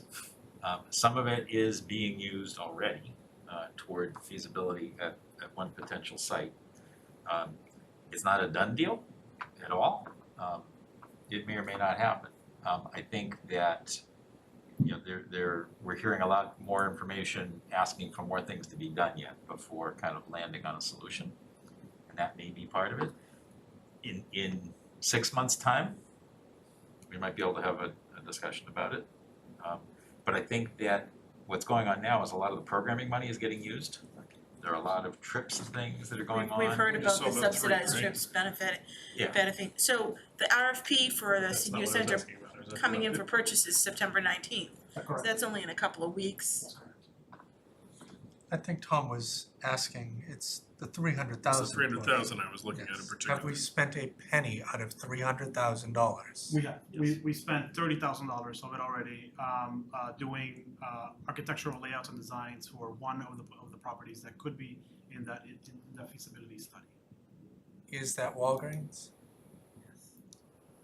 So I guess it's not incinerating money at this point, because if it was being used for some random other building that's not under discussion, then I think we'd be losing money. Maybe there are plans that you could apply in any space that has a big open, whatever. Absolutely, yeah, we're going through a kind of a space planning exercise with an architect, right? Like you know, how big is our game room? How many bathrooms do we need? I mean, it is definitely something that is going to be useful for any site that we do. Is there anything slated beyond what you've already spent? Not at this. So that money wasn't planned to be spent yet. In fact, it's getting spent a little bit faster than was planned because of this opportunity being evaluated. It may be that things come to fruition and we don't need nearly as much. It may also be that they don't come to fruition and we do in fact need to spend more money. It's a little bit of the cart just ahead of the horse, I think. It sounds like when we finish what we're doing, if there's still money hanging out there and this board has completed its work, that it'll be up to the select board to do the reallocations then. Cause I don't think we can just exist and keep being called to order reallocate. None of us wanna do that. You know, I joke that in our first meeting, I mocked Brookline for saying 6 months to spend, and we've been doing this for six months since, And you owe here them we an are. apology, would you like to make that now? I still think we probably came out with, we don't have a 50-page report yet, but no, I don't think anything can top our We'll give them an premium pay analysis and Excel spreadsheet from Tom, free of charge to Brookline, free of charge. so getting back Licensing it. getting Yes, back 500 on track, I mean, you know, we're here, we're gonna try to make use of this time. Do we wanna lock down a premium pay number, agree on recreation money, resolve the water and sewer? I think those are the three big areas, and then if we can agree to maybe leave, you know, 200K on the table, maybe 300K, we could probably do everything of everything else or a lot of the other things. As someone pointed out in the last meeting, though, it's easier to come to, I think it was you, Jeffrey, it's easier to go to town meeting with big requests. Was it you who said that? I think I was repeating somebody else's comment, but I did say that at the last meeting, so. Yeah, Reading Mark's comment, I think. Okay. well, it's still a valid point though, Mark wasn't. whether it's recreation or water, not really premium pay, cause I think that would be like 8 nights of town meeting, people arguing Yeah. about that. But small requests like this might be, that have to be instructional motions, or like it would be hard to put a lot of small things in town meeting, but we could do some easy, quick, good, and town meeting would never address the food pantry or the Y or those kinds of requests. I think what you've got here on this kind of agenda item, you know, water funding discussion, Birch Meadow funding, certain town boards, whatever's left, and public requests like the food pantry, the Y, things like that. It may make sense for us to see if we can, see how close we are on those. Right, that's where I'm trying to lead Come us. A bit more closure, and then I think we end up coming back a little bit to the premium pay, but I don't think the premium pay leads these, I think it follows it. Well, And I think that's a priority question. Well, as laid out in the agenda, that's how it was gonna be. yeah, I mean, it wasn't a strict order. I was trying to think of the things where we were in agreement on, like I feel like, is there, I'm looking at the Burbank Y on my share screen. And I'm gonna change that number right now to the full amount they want. I think at the time I was trying to see what else I could fit. Is there anyone who, Yeah, you can take me up to the full. right, so I think that that's something we could, get to a point, and let's, at least we can say this night we voted on something, whoop, not 960,000. So that's our average. So how about we take a vote on that, and let's just like mark that as a vote. Does anyone have anything before I notice the vote, I call for a vote? Did you have, go ahead. The only thing I would ask that we seriously consider is that it does not go directly to the Y. It goes through Reading Rec or something else. For reasons that are beneficial to them, but also for reasons that if they can't fulfill it, the Reading Rec can somehow try to fulfill it otherwise. They can still access the money if they have the programming. Jen and John have worked together forever, so I don't think that's gonna be a problem necessarily. But it gives the town more control, and you can almost, grant by grant necessarily if you want to, as they have classes ready. So would the motion be then allocating 96,100 for programming, for inclusive and or special education programming to be provided by the Burbank Y and or the town, something like that? I don't know if we can come up with the right language, but maybe something like to be administered through Reading Recreation with partnerships through the YMCA and Communitas or something else like that, right? So we're allocating it, the clear thing is though, is it's being shifted within the town. We're allocating it to Reading Rec, and Reading Rec is being directed to spend it a certain way, and Fidel, you I think it makes sense because what we're gonna do is basically a subcontract agreement, right? So the rec committee would be the supervising entity, if you will, right? I mean, they'll get the reports, they'll monitor, what is the right disbursement of funds, and all the details that are gonna go into that contract. I think it's appropriate. So I'm writing this down and I'm saying, other people are better with motions than me. Move to allocate 96,100 to Reading Recreation to subcontract to Burbank Y, and I wanna leave it open to and or other appropriate parties for inclusive programming and related programming. I mean, I'm trying to get the language of inclusive. I don't wanna just say special ed, I said inclusive, but For inclusive programming as outlined in the YMCA proposal. July 9th, 2022. outlined in Unless there's an update 7/9/22. Alright, so I will just move. Do we Go have ahead. any, And can we just add the word recommend to that? We're not allocating and we're recommending. Right, 76K, recommend to select board to, Yeah, and I might suggest we think about do we simplify the motion? yep, And let The select board can figure out the mechanics before they vote it. well, I wanna at least just have the right recommendation, let me rewrite this. Recommend to select board to allocate 96.1K to support the Burbank Y's proposal. I'm done. July 9th, 2022. support, so not even say which, I think we have to tie in the Reading Rec for me to be comfortable with it. But I'm one person, if it's 7-1, I don't wanna vote against it necessarily, but I think it needs to come through Reading Rec. my thing was gonna be, I'd like to see the 2 weeks Reading residents get preference for that, having something open in the beginning where, you know what I mean? That we having can- that as part of the motion? Or like, obviously, rectifying with the select board still kind of scenario, but just, I still wanna give Reading residents the preference here. If we just say nothing, then perhaps they took our advice, but perhaps not. I just, that's just the way that I feel, same as Tom's. Respectfully all, I mean, town staff are very much part of these conversations, we're trying to include contractual terms that should just be part of that subcontracting agreement in a motion, which feels overwrought to me. Fidel's sitting there in the room, I know Jenna's been in lots of these meetings and probably is watching this one at home if she's not there. motions including specific contractual terms. All right, how maybe. about this? Recommend to the select board to allocate 96.1K to support the Burbank-wide proposal as discussed on July 9th, 2022, and further refined on September 6th, 2022. Sounds good. Because that includes everything we discussed tonight.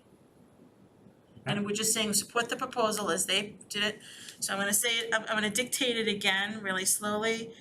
And I'm writing my script. Recommend to select board to allocate, I'll repeat it here, 96.1K to support Burbank Y proposal as discussed on July 9th, 2022, and as is refined on September 6th, 2022. Second. Okay, So for discussion, if I could, the one thing, how do we think about the issue of coordination with rec? So not to get into contractual terms or how, but to kind of put back, in fact, to rec, to think about how to do it, to basically say, we'd like coordination, you guys figure it out. okay, I think that pleases also. I'll read it again and thank you, Jeffrey, for second. Recommend to select board to allocate 96.1K to support Burbank-wide proposal as discussed on July 9th, 2022, and as refined on September 6th, 2022. Number 6. September 6th, 2022. And Jeffrey seconded. So I will take a vote. Jeffrey, Yes. Andrew, Yes. Tom, Yes. Mark, Yes. Chris? Yeah. Joe? Yes. Sean? Yes. Mary Ann, yes. Okay. I feel like this warrant, I'm glad we got another allocation. I'm happy. A0. Still on. I know, I'm just out of happy, we got something allocated. Do we feel lucky? Do we want another one, like the food pantry or I anything? think you should just go right from the top down and just, so we're not hunting, pecking, just Okay, well, whatever's this at the top, I'm gonna see what's there and. I'm gonna shade this Okay. gray though, so that we just know we got this, and I'm glad, I feel good, because this is something they can work on. All right. So we can go back, I think that was a high priority item for us. I think the other things are gonna fall into place. I feel better about tackling recreation before water, because I think we're closer. Maybe we can get another vote in. I agree. So let's, there are the numbers up there. And I don't think anyone's numbers have substantially changed. Go ahead, Tom, you had a point? Just two quick points. One is that the amount requested is not correct. The most Okay. recent was 1.5 million, which will address a couple of the people who have the original full request. So that should be 1.5 million as the amount Yeah, I had requested. this I'm just gonna change it, cause I had this as a sum of 900K plus 175K for the parking lot plus 658, so you said it's 1.5 million? Yeah, the most recent presentation was 1.5 million. We don't think there's gonna be, No. inflation won't be our problem. That's not So what they're then- requesting, so it'll be a problem in a different way, I suppose, right? So that's So one then thing. nobody's gonna allocate more than that, and I was the only one that, You and Sean both had allocated more than that. okay, And Sean's, I'll just change his and that'll change the average. And my second point is I had moved my number to 1.5 after hearing the inability to use other fundraising techniques. Although I do have, some agreement behind the scenes that somebody's gonna try to raise more money, but that doesn't have Oh, the anything to do with. lacrosse wall thing, yeah. That doesn't have anything to do with this allocation. It might get money back, as some of the other things we talked about with other grants coming back, but in order to get the full project done, I'm moving my number to 1.5. Okay. I'll raise mine to 1.5, that this has been on the agenda for so long. And it was also the number one survey topic was recreation. Yep. We all recall. Andrew said he'd move his too. Okay, so Motion, we take a vote on I agree. Allocation of 1.5 million. You can second it. Outlier again, but like. Joe That's wants his okay. parking lots. I mean, I'm still like 1.4 because I still think it can solve accessibility, parking, some of the stormwater drainage. You look at like the trucks are pulling out of there now, like, yeah, I walked there tonight, like, it's not as bad as I think it used to look, and I really don't think, like, I don't know what the magic number is, like $400,000 or $500,000 on parking these days, like, we wanna be investing that money. I think we're just encouraging more people to drive, make it easier to park, right? I put up meters quite frankly, so. I know I'm an outlier and squeaky wheel. I have nothing about meters. I think we should delay this as long as possible. Maybe another 10 years, we can forget about. I'm not delaying it, I'm just coming to, I don't fully support the full parking. Yeah, Andrew? Chris, To say that one clarify something again. with Fidel then, just to clarify something with Fidel then, the 1.5 is based on a sort of diagram that's been drawn, sort of a layout and blueprints, and it's only one part of the overall Birch Meadow Right. project. So if we allocate 1.5, it's still gonna have to go through town meeting to get approved to spend this. No. No, not this 1.5. To do That's anything our- beyond this, so Yes. I guess Fidel, so I'll stop talking. But this will at least finish project. So this is, if I could just protect, this is a specific phase of the Birch Meadow Right, that plan, was the one next phase, yeah. recommended phase. Yep. This would fund the phase completely. And using the ARPA funds means it doesn't require. Doesn't go through town meeting, okay. And so let's, Assuming select board agrees with us. Right. and so this is the central spine. There is still an opportunity, if people don't like the parking lot, to go before town meeting, before the selectmen, when they go to vote on this officially, to argue to take out the 100K for the parking lot. If you wanna build a case for not doing the parking lot, we're not really the board, we're not reviewing the whole This plan. is to capital say, plan yeah, item you know, anyway, like yeah. I don't think we're the right place, and what I'm trying to say is, we're not the right place to argue about the 100K. Do that before the select board when they go to actually spend the money. Yeah, if I could, I mean, when the rec committee pushed us, to, you know, in terms of count, we pushed back on the architect, and we now feel a lot better about the number of parking spots, right? Right, you sent us that refined plan. And while this is for parking, it is also for restoration of the wetlands area that essentially we damaged, you know, when the gravel parking lot was installed. So there are a lot of environmental benefits to putting back a parking area that is mindful of the wetlands, that has some storage. I mean, and looks visually attractive as well. But it's still like roughly, isn't it $500,000? I guess my point is like, by paving it differently or not paving it and just leaving it like, you know, gravel, right? Like, more of that money, I'd rather see more of that money go to phase two. That's my concern. I'm totally behind Birch Meadow. I just would rather see the money spent not on parking, you know, so. Yeah, and I'll argue that phase one was developed well before I got here, right? The contents of phase one and the parking area was one of the top priorities of the planning process, right? And they argued that what's existing right now may look good right now, but when it rains, when it snows, I mean, it gets a lot of potholes, a lot of puddles, and it's not ADA accessible, right? So it's also dangerous, you know, to different kinds of vehicles.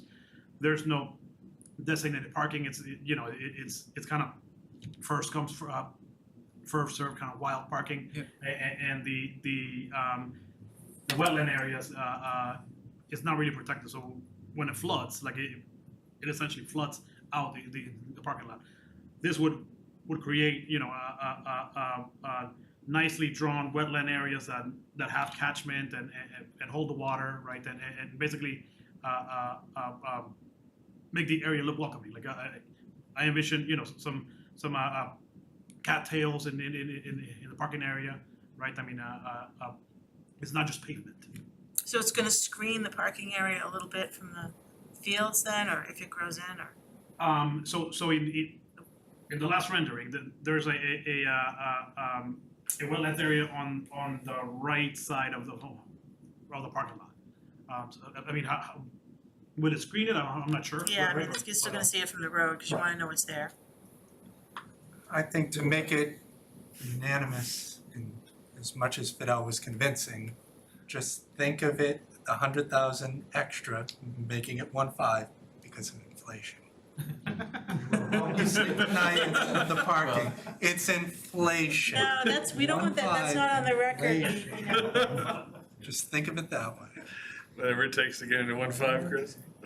So we're all, I just think we're just being Alright. blind by an old plan, and I don't know, I would just keep challenging it, but anyways, I know I'm the outlier here, and I fully support, like, that there's other ways probably to do this, if creative, and say, allocate certain space, right, for accessibility, right? Still fix the stormwater, and save some money for the rest of the stuff, I don't know, so, but I think- promise that's the last time I'll bring that up. No, you know, it adds some excitement to have a 7-1 vote if that comes on this, but I think this should be a simple motion then.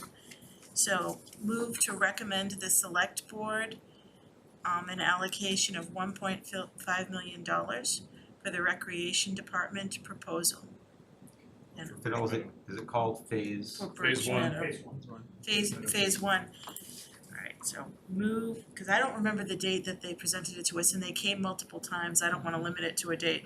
So move to recommend to select board to allocate 1.5 mil to Birch Meadow Phase 1 proposal. Second. Okay, so we're ready for a vote. I'll start with Sean, Yes. Joe, Yes. Chris, Yes. Mark, Yes. Tom, Yes. Andrew, Yes. Jeffrey, Yes. Mary Ann, yes. Okay, little mini bag, so we get another thing allocated. Okay, so now we can get to the argument part of our meeting. So I'm just gonna add the total in. And I open for discussion on water and sewer. Maybe that would be faster than premium. can we talk about Birch Meadow again? Yeah, parking in Birch I'm just gonna remind us that the total is going down here. I'm gonna add K6 to my total here. I'm not a spreadsheet goddess, so I have to manually add it. Allocated total's going down, total's not moving. Right, plus, no, yeah, K6 is what it was, right? K6. Is that really? No. I did something wrong. Cause it's not, so we have, what's remaining? We're not, cause that can't be right, cause then that doesn't leave a lot left for the premium pay. It's all, because you added it, you've now messed up your formulas, so Okay, don't add it to the actual yet and leave it in the individuals, and then you have a chance, and as long as Yeah, the let me individuals take are out now saying K6. the same thing. right, you're right. Let me back out of both of them and we'll fix that later. Because I was trying not to add columns where I had the word TBD in it and that kind of stuff. So, You still have something else in there. yep. I'm just gonna, if I take out the NAs, I can just sum the whole column. No, cause you have subtitle totals, don't you? Yes. Yeah, I was adding the subtotals, I could just change the whole thing and, if someone else already summed it, I'm just gonna Leave it working if you want me to share. Yeah, why don't you share? But I'm getting to it, like way past it here. So I'll stop, I'm stopping my share. So we'll take your share. I'll still play with my own spreadsheet, but So, yeah. Okay, Sean, you had your hand up? I do, thank you. I was just gonna suggest that maybe we think about water last, or not last, but not next. Beyond, you all know my reservations with throwing a bunch of money at this generally, but I also think this is the poster child for the large project that is sort of typically and easily funded through town meeting. and given our free cash position, I think augmenting the water reserves is the kind of thing that would make a ton of sense to bring to town meeting. So my preference would be for us to figure out where we have, consensus on some of the other smaller asks, and if we can get to a consensus bottom line number for premium pay, and sort of back into what that leaves us from a water perspective. I'm sure Fidel is in there clenching his teeth right now, but Thanks, John. sorry, Fidel. I'm a broken record on this one. Okay, go ahead. I was just gonna, Sean and I agree to a degree on this one, which is maybe a little bit of a difference. Not for the same reasons, but we agree. This one is one where I'm going back and forth between this and premium pay as the final thing. I think there's a bunch of other little ones that we can say we're pretty much in agreement on and can close out, and then it comes down to more or less water and premium pay, and then there's a couple of one-off exceptions for certain people that they have allocated, but for the most part, it'll come down to water, premium pay, and then those one-off exceptions, and discuss and see if anybody can move the whole committee off the one-off exception to make it not a one-off. Otherwise, we're down to water and premium pay again. Yeah, So, in that regard, Marianne, then if you wanted to think about how to walk it through, my suggestion would be to see if any of these one-offs can come off, so we can really see how much money people still have left or don't have left. And then that might inform some of their decisions about what they're willing to vote for. So for example, we have, Chris has 100,000 for elder services for his food truck. Is that something he wants to address or take off the list? And then, Joe has, 250,000 for something else. Is that something he still wants to keep on the list? And then the personal one-offs versus the community things, I see.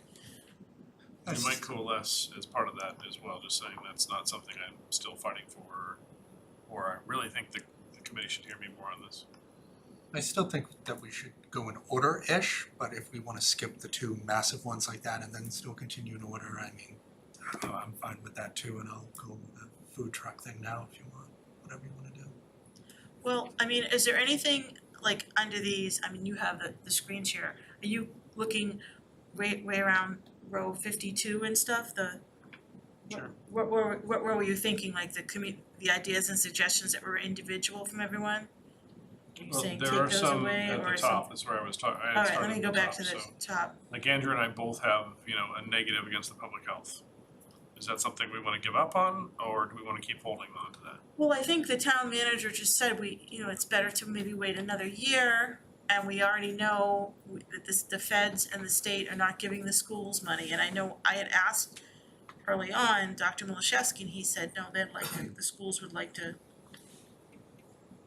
us to keep that. I don't know whether they had like 100, they thought they were gonna get 130K of it. That was a view during the summer. And it may get stronger now that the state and the federal government have definitively said, nope, we're not paying for tests. We may not even pay for vaccines anymore, who knows? Yeah, I think so. I think where my head is, and Andrew can speak on this as well, is, if only 80,000 has been spent of 250,000, and the vast majority of the population is now vaccinated, the test, it's becoming like getting a flu test, right? It's not anywhere near what it was from a severity perspective before, overall. That's my impression. Obviously, different people have different views. And so, we have things that we can't get rid of that are out here that are nearing expiration, but yet now they've extended the expiration dates for many of them. So is there really urgency there for the whole 250,000? So if I adjusted my number from 100,000 deduction to 75,000 deduction, and that still gives another $95,000 in spend, from 80 to 100 to 175. I don't believe, and people can tell me I'm off my rocker, that we're gonna need another $170,000 worth of test kits when we bought a plethora and we can't even get rid of them for 80,000. I think that's just kind of crazy in my mind. So by this, you're trying to pull back money? Go ahead, Jeffrey. Do we have the ability to pull that money back? That's what I'm asking. We can recommend. Yeah. As part of the balancing of this whole thing, you could recommend. So you're saying it would be a better, like, for example, instead of hoarding money for That's what it sounds like. For test kits in the future, we could give the food pantry money for buying groceries now, like as a, Something, I mean, there's certainly things along those lines that my thought process is, and if this money doesn't come back, then I have to reduce some things, and there are certain things down there that it's like, okay, well, I'm gonna assume this money's gonna come back, so that might be something the select board's gonna fund in 2 years or a year, right? So that's part of my thought process as I go through that as well. okay, Joe had a I thought? can see where you're going, but the 250 though, how is it actually stipulated though? Because I'm playing out your scenario, right? And It was the first and I- money I ever still- allocated out of I RAC. guess I'm on the other side, cause I still see a couple of you guys still wearing masks. You know, China's still locking down, right? So maybe we are other words, I'm not a doctor, but I also just wonder, like, could it still be used for public health like 2 years from now? It could be like a broad interpretation where I'm sure there could be some health situation. Public health includes mental health. You could Exactly, turn around and and- reallocate it to the Y again. And do we want it that open-ended? I'm not sure, but I'd rather have a placeholder. I don't know. You know, I would imagine that the money is allocated to public health, right? And I don't think the select board can take it back per se unless public health gives it back. Yeah, I think that sounds right. Public health can give Yeah, it because back. otherwise, you know, Public select board health is- allocates and they just, oh, yeah, well, actually, we're gonna. Public health was volunteering to give back 130,000 of it 2 months ago, right? So it's not like, Right, no, It's they not- did, but, and then it got vetoed. okay. Chris, you had a thought? Yeah, I guess my interpretation of how we gave the money, I would hate for us to give the money to that and then public health says we're gonna buy, 18 shopping carts to fill up with, Swedish fish. Like, I don't want to see that We're happen. not gonna do that. You gotta go the extremes. I guess for me, I would like to see the money back, but I was personally gonna have a buffer at the end of this anyway. So if I can use this number as a buffer for me, then on certain items that I don't think are gonna be allocated, kind of thing, just leaving a buffer. Cause for me, I don't wanna spend the entire amount because we know 6 months from now, something else is coming. It doesn't, not COVID related, hopefully, just something else. So I wanted to have a buffer. So, I mean, I can see us wanting to take this back. I can also see me just knowing that we could get it back and that's my buffer, but that's me. And I like Swedish fish. Go ahead, Andrew. No, correct me if I'm wrong, but the way we would get it back is they just would not spend it and it would go back into free cash eventually. I think actually go Money back into separate, the separate ARPA. ARPA Yeah, pool. 'cause it Sorry, has to sorry, be- not a free cash, ARPA pool. Yeah. But, I mean, this committee's not gonna be around forever, when and if they give it back, it's gonna be the selectmen's to spend. So. And they're answerable to the voters, so they're not gonna buy Swedish fish. I don't think- Guaranteed. I don't think we have like ultimate we don't control any of this money, really. We're just making recommendations. It's all gonna go back through the selectmen anyway. So I think that's the place, you wanna make an argument that they should go back in the ARPA pool, go to the selectmen and make the argument there. I don't think it's really up to us to sort of push it again. Actually, I think it's probably the select board would have to we could recommend, they would have to pull it back. Yeah. I don't know, Yeah, the second one. we've been working without this money all along, cause it was the first ARPA money that was ever allocated. So, Can I get a suggestion? I think that may be kind of a great way to do it, is to make recommendations, frankly, that are beyond the scope of the available money, which we kind of talked about. Because we know, we suspect, some money will come back at some point, maybe, not all that gets spent. And if this board has gone through and said, hey, gee, we wish we could have done 100 here, but we couldn't, that would be really helpful. And same kind of thing here, which is kind of saying, geez, we wish it was less, but here's where it gets spent. Okay, we can do that. Recommend 7.8 million, and, if you get I'm money uncomfortable back. with that. and how are they gonna decide what to do yeah, and what to yeah. We hold? can say what our extra, if Yeah. here's our If, 7.6. so if any comes back, spend it on That we can this. So we can make definite recommendations and contingent recommendations. Yeah. If and Okay. when there's additional funds, here's what we would recommend. Okay. I don't think anything's coming back. So it sounds like After hearing all this. we're not, there's really only one or two people who Sure, wanna we're closer. bring back the health money and we're just gonna leave it sitting there. I think, I don't see it here, not hearing a lot of support. I'm looking, I don't see. But it's zeroed out in both cases. Okay. We're gonna skip over water and go down to some easy stuff in the public or the town. What about, The like, next one is town elder services. pardon me? Town elder services. Okay, Food trucks. so we gave them 900K, and Chris, that was your food truck money.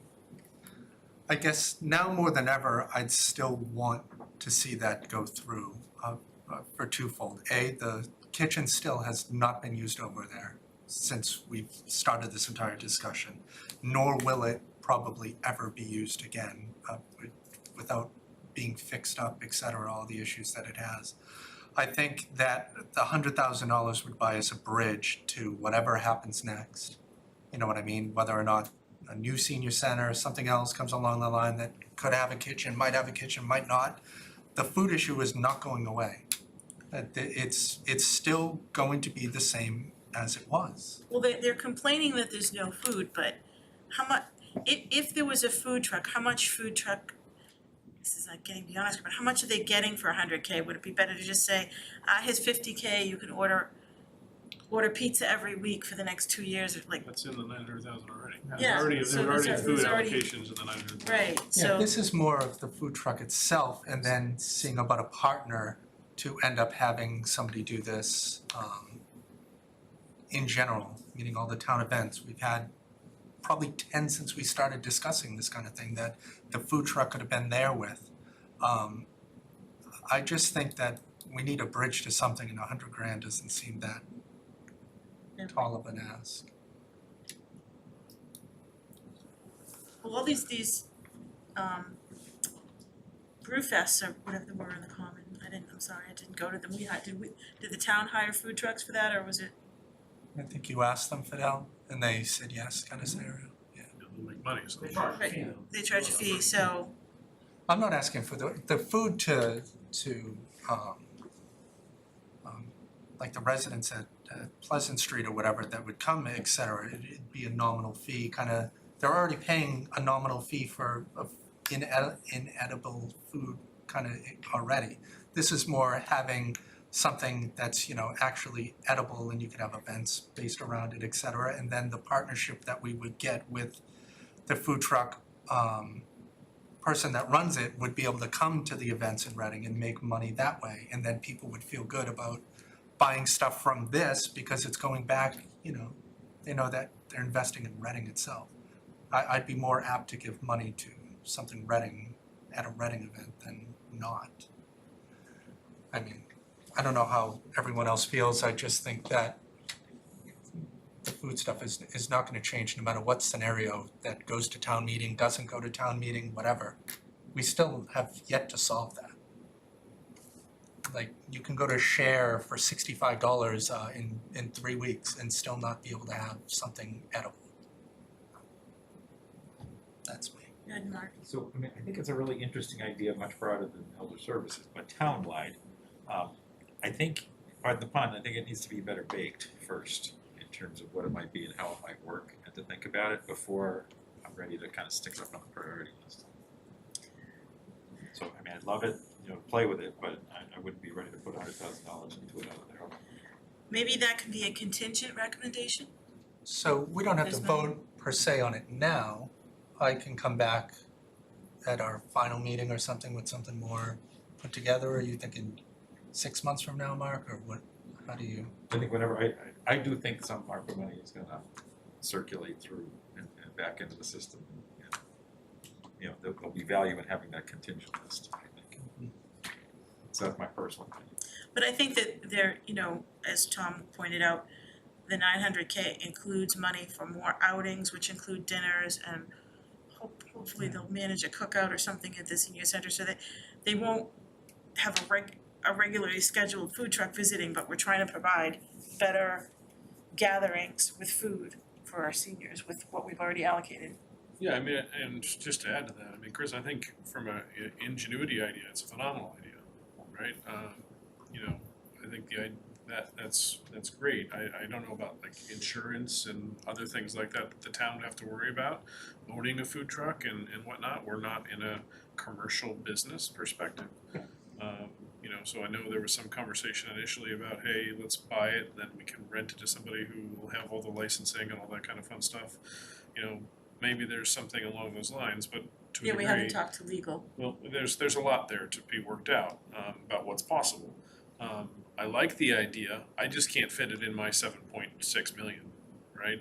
I think especially now that I've squeezed 75,000 out from public health, you know, then, you know, I mean, and even more of an issue. I think there's bigger fish to fry from a water and sewer, a premium pay, a recreation, et cetera perspective. If more money comes back, would I put it on the contingent list? Maybe, if you have more information on it too. But I think if I look at this list, of you know, contingents. I prioritize very heavily on the big items that were gonna be big, that would be big ticket things, right? That we couldn't go and say, hey, here's 50,000, you know, let's do it, but anyone Okay, wants to Jeffrey, talk you about Yeah, I just, you know, I agree that I can't see myself putting this on. I mean, it's an interesting idea, but on the other hand, I think, you know, what kind of food are you gonna get? Are you gonna buy a Mexican food truck and then every Friday it's just Mexican food? And somebody's like, hey, I don't like Mexican food. Oh, we should have gotten a Chinese food truck. Oh no, we should have gotten a Thai. You know, like which one food truck are you gonna pick? And isn't it better to have, which we already have some funding for food, where you know you cater from some different restaurant. Maybe it's a restaurant in town. You say, hey, we're gonna have a schedule, and you know Venetian Moon signs up one week, and you know don't want to. And then that Yes. certainly promotes the local Right, businesses, promotes because the maybe local then the businesses, seniors would which you say, were oh, discussing, I but didn't also, know yeah. the food from here was this good, maybe I'll go there. Okay, Yeah, something I was along those thinking lines. more like neutral kind of food kind of thing, not niching it into. I mean, trying to take the place of the senior type food that. Yeah, just something that's, you know, just chicken or something I mean, that's it's- like a general.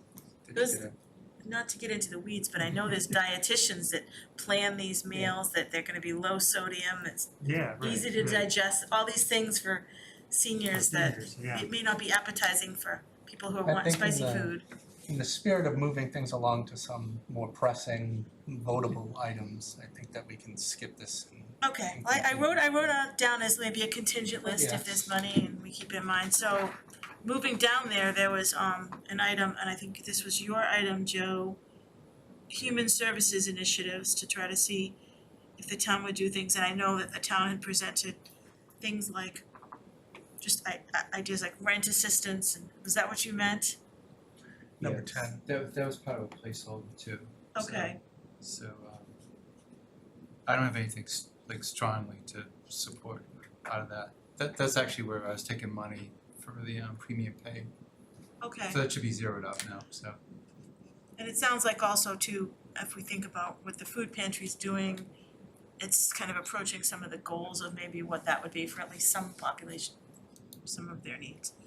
So then the hanging thing on the town is water, which we will come back to, schools is done, town board, so conservation commission, You have historical first. I'm sorry, historical, yeah, I jumped right ahead. That's such a low amount, and I think most of us were in agreement. Andrew hadn't spoken, and Tom, you had zero. And that was just scanning the maps and getting, if you recall, and getting the software to archive stuff. So, does anyone wanna change their vote or take a vote now on supporting those needs, or do they still stand where they are? I won't change my vote, but I'll try and justify my vote a little bit more to see if I can sway people back that direction. This, I mean, every penny is starting to count as we go through this, right? This 13.5. If this is necessary, this is an easy ask of the town or of the next budget. 13,500 is, $102 million budget. If it's necessary, can be figured out. To say that this is gonna come out of, water or come out of premium pay or something else, to me is, it just doesn't make sense to me in the grand scheme of things. It's small, but everything small adds up. I mean, Go ahead, So, Joe. I mean, just the, I might just share my you. counter argument though, like I also looked at like some of the charter for these recommendations in RAC to be, okay, can we make differences, right? Like on the Birch Meadow parking lot, I'm sure there'll be a nice plaque someday saying this is like ARPA funded money, like just like, you know, CCC, right? You know what I mean? But like these little things that like I think to remind people like of, okay, here's how these funds were used and it was a way to give back to the community. If we can make some of these small differences, right? Because we never said we wanted to just like have a minimum, right? We could say that about like anything less than, you know, 200,000 or 100,000 on this, right? So. Probably too, I don't think in the town budget, they're gonna get as much time as historical got before us to explain the need for it. Go ahead, Tom. Just to build on some of this though, Joe, I mean, I agree, I'm not against all the small ones, right? Just so we're clear. But this one didn't show up in any of the survey information, right? It's not supported by that. It doesn't show up on anything. If you look at any of the ARPA guidelines, there's nothing that says historical map guidance, right? It doesn't fit in any of those categories. This is just a pure one-off request. It came to the committee because we're a committee, but it doesn't fit anything else from a guidance perspective. I didn't even know it existed until I heard about it, Right. right? But that's also why it won't exist in the future if we don't do anything about it, right? So, I don't know, so. Okay, I was trying to bring up the survey. Did anyone else have another comment on this? Go ahead. Oh, Andrew, I think. I'm torn on this. I mean, it's a sort of small enough number that fits the guidance of a one-off project, you know, one-time thing that may never get done otherwise, but it's such a small number, you could easily just have somebody make a motion at town meeting and go. On the survey. So I'm not sure that's the best part of the specific thing. And I mean, I don't know if this is local recreation and culture, which was what we want to improve, number 3. It's not really recreation, I guess it's culture.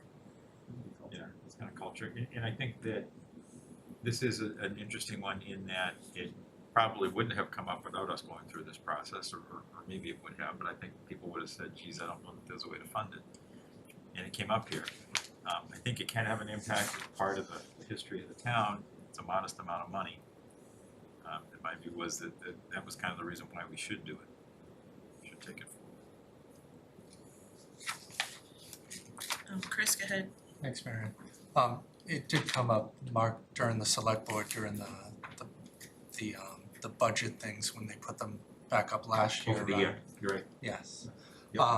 But for me, yes, it's still a small enough number. I mean, you know, it's, in the grand scheme of things, I'd rather see it happen now rather than then. It's just 13,500. I know it takes away from other items, but So for what- me, I would just rather see it done. If I recall, it wasn't time sensitive, but this was also things that if they weren't, if the actions that they proposed weren't taken, that wasn't a map gonna deteriorate more or something like Yeah, I think it that? wasn't sort of time critical in that tomorrow was gonna fail. It was like, but sometime in the next, 6 months to 5 years or something, we're not gonna, they will have faded so much due to ultraviolet damage. Right, they wanted to make So- I think there was a map next door, and that might be one of the maps, and I don't know whether they wanted to just replace them with replicas. I mean, I'm just of the opinion, I think it's, like, I agree with Joe, it's a small amount, it's something, we're leaving, maybe it's something that's easily overlooked.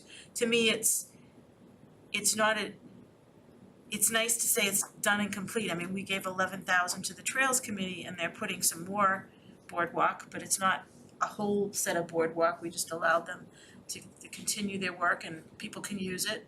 People can appreciate this. And it's not an ongoing expense, which I like. Though I know the Trails also put the shelving in Matera, which is gonna be ongoing. Any other thoughts? Andrew, did you, or no? Sean, I don't see your hand up. Well, we, We recommend to the selectmen that they allocate 13,500 for the Reading Historical Commission project. Second. okay. So I'm just gonna write that down, move to recommend 13.5. Reading Historical, I know Jackie's getting this, so I just wanna record the vote. All right, well, we'll have a vote. I'll start with online. Sean? Yes. I'll just count the yes and the no. Joe? Yes. Chris? Yes.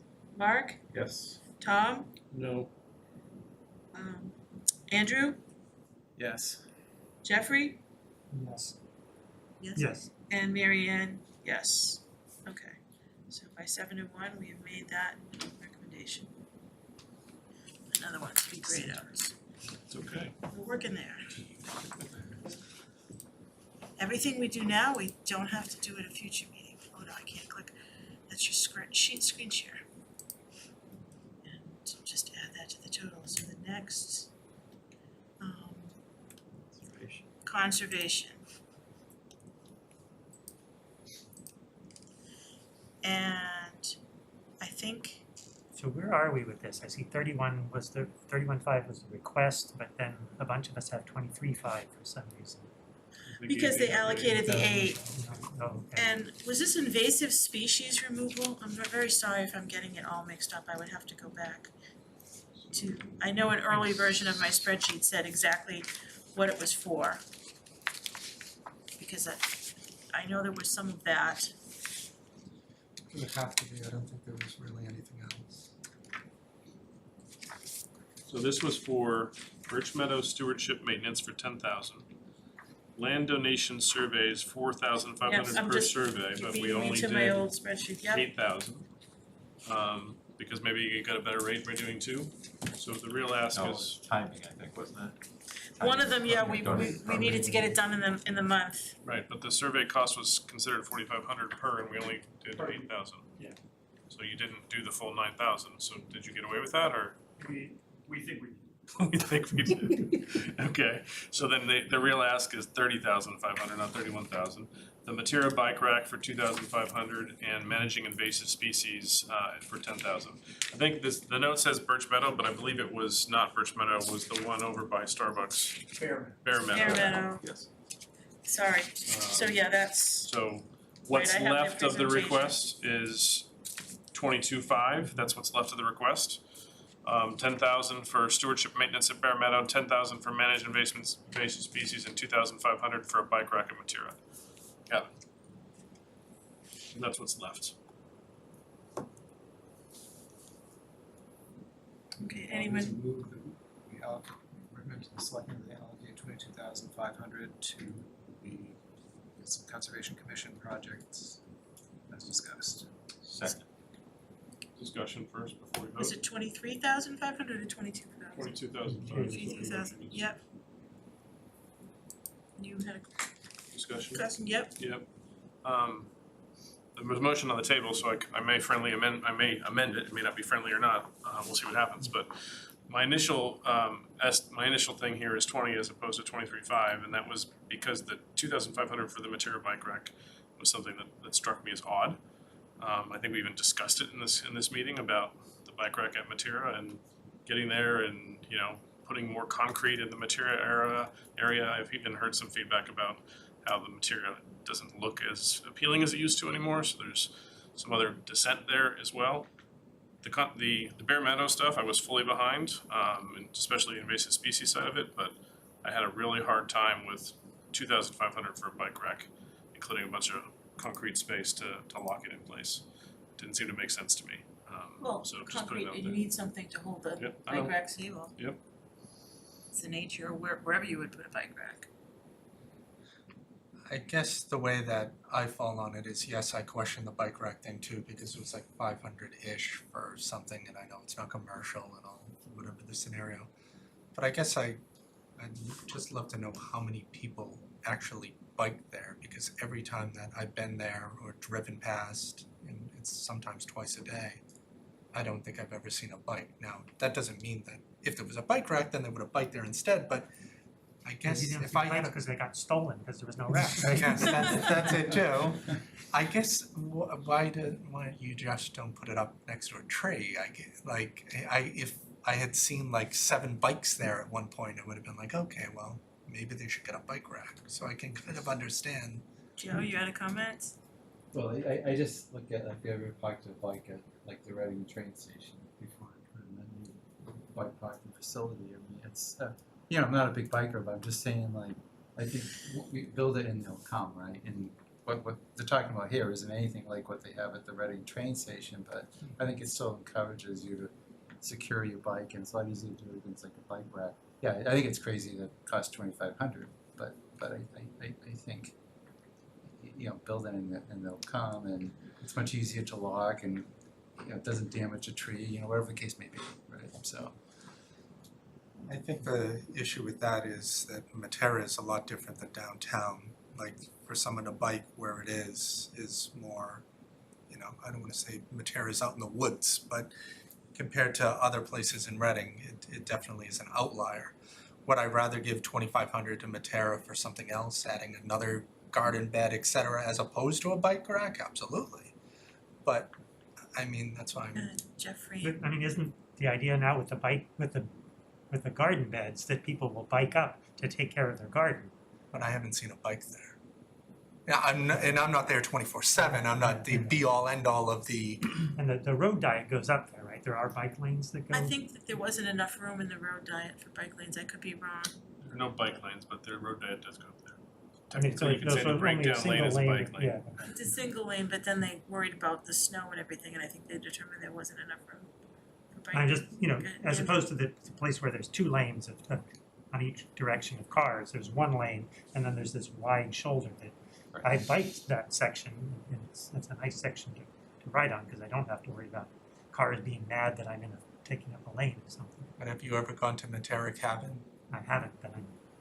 Because I there's don't no have a bike garden rack. there. Andrew, you have a question? Just out of curiosity, Phil, do you know where the request came from for the bike rack? Is there sort of a public outcry for this, or? No, I think this was, you know, part of a progressive vision of encouraging biking, right? I will say that the Conservation Commission reminds me a lot that they don't have a budget, right? So I will say that they will take whatever you give them, and this could be something that we try to do in the future. That'll be fine. I can't imagine that there's not a grant for bike racks, some bike trek company or something is trying to encourage, because bike racks will encourage purchase of bikes. Go ahead. So we have successfully received grants for 2 garden beds and to kind of transform this property into an opportunity for people to go there, enjoy it, travel through, spend more time there. There aren't that many people who know about the cabin yet, but I think it's growing in terms of interest and popularity. Certainly the gardens are going to lead it to do that. So I think the notion of making it bike friendly and other things is spot on. And we may not love $2,500, but you know what? I think it's $2,500 out of $7.5 million. I don't know that it's worth much more time. Yeah. I'm gonna make the motion, you guys can kick me down as much as you want to, but I'm gonna move to amend the motion on the table to be $20,000 instead of $22,500. I will second Tom's motion. Okay, well then now we're getting into town meeting. take So Vote on the motion. we're voting on voting on the amended motion. On the amendment. The amendment, on Tom's amendment to the original motion. Was there an original motion? Yes. So Tom's amendment to the original motion to change the 22,500 to 20,000 and delete the funding for the bike rack, or delete the amount of funding that corresponds to the bike rack. So, how say you, Sean? No. Okay, so I'm sorry, no, yes. Joe? No. Chris? Yes. Mark? Nope. Tom? Yes. Andrew? No. Jeffrey? No. And Mary Ann, no. So it's 6-2. Okay. No, that motion fails. So the motion back on the table is, I guess, move to recommend to the select board to allocate 22,500 to the Conservation Commission for their proposals. That's Andrew's still original Okay, motion. so that's the original motion. Okay, I'll take a vote on that then. Sean? Yes. Joe? Yes. Chris, Yeah. Mark, Yes. Tom, Yes. Andrew, Yes. Jeffrey, Yes. Mary Ann, yes, okay. I think I need a bike cam up there now. See how many people are using it. Just like you audit the Yeah, the train the electric station, yeah. stuff. Okay, Well, so moving down, premium pay is the next big ticket. Do you wanna move past that, Marianne? Quick question before you go there. yeah. So town forest, have we agreed that, I think we, that there are 100s and 200s in the columns here? I think we gave them 100 out of 200 that they asked for, and there's some 200s there, but we gave them 100, and we might have orally agreed that we would leave the other 100 for later or leave it for town meeting, because it seemed so substantial. And I think further out, a little bit in time, it's kind of a next phase, if I remember Right. correctly. Yeah, but orally, there was a discussion last meeting, and I think it was unanimous. I don't think anybody pushed back, but keep me honest, everybody, that we'd leave it at 100,000. Yeah. Is it, Sean, I'm just saying, do you recall any different? I think we're all recalling, I'm just, No, I think that's right, and I'm comfortable having my number reset to 100. okay. Yes, well, Joe, oh, sorry. do you agree or you have a comment? Well, I was just like, what, if we do bring it down to 100, I don't know how we make the process transparent and document that we decided that, you know, for these items that we don't like approve. Do we need wanna vote to vote to not allocate? Well, I don't wanna go that far up, I'm No, just not- saying, We if go people, on that Yeah, next like list. notes? We'll have a conversation yeah, like with the next how, list. cause if someone came to like, you know, rack, like how do we, you know, give them closure, right? There should be notes in the minutes about the discussion that we had. True, but just trying to weed through, you know, 8 meetings and I don't know, Yeah. maybe I'm overthinking it, but. No, I think it would be very helpful to the select board to have comments off to the side related to that on something this is a really good one because, you know, Well, agreed to 100K, suggested that additional 100K come through town meeting because it's a later phase. I think might be really helpful to the select board to hear. Right, I mean, because I know we're noting our spreadsheet, we'll say, well, this is what they requested and this is what we allocated. And so there's gonna be the delta, and then there needs to be a notes column of why they got less than allocated. Done. Cause on this one, like, Let's move on. no, okay. Sorry, Tom, I've been watching you, so I'll be the center here. The only thing though is just like, that it's really clear, you know, that this is something we need to do, right? So we're saying we're kind of kicking it down the road, right? Because I think it was a pretty clear Right, case, right? but we're only the ARPA group, this is like a town, the town and the select board, someone's gotta, we're not out to ensure all the future things get done, we're just allocating the money. So Joe, are you comfortable with me changing your number to 100,000 too? I'm still at 200, I guess. Okay, that's fine. But I won't hold up the process, you know, because obviously, I know. Could you change K 21? No. I'm not changing those because it messes up all the formulas below. All of the individuals are being updated when we have a vote. I'm marking where there might have been dissent, that's why I'm blue. But that also helps me later on know I need to adjust for that fact that I dissented there.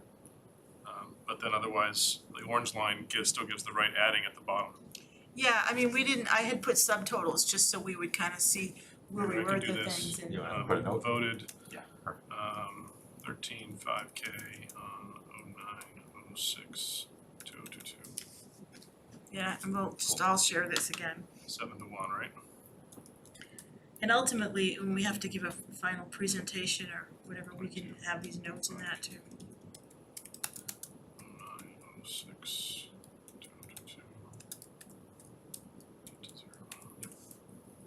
Yeah, that's just gonna be, that can also, anything we miss, I can go back through the minutes and fill in too, because I've got all the minutes. We also, So do we have any, are you still working on this? Cause I'm thinking we can go back to the big items, if there's any compelling more additional private requests, we thought the Y was compelling, we can think about the food pantry, and I know they revised their number. But or we can go back to the big numbers. The other ones could be just be, okay, if there's anything left, we can consider you. But I I wanna, would like to make a case for a couple of them, however. okay, If others might be persuaded to consider.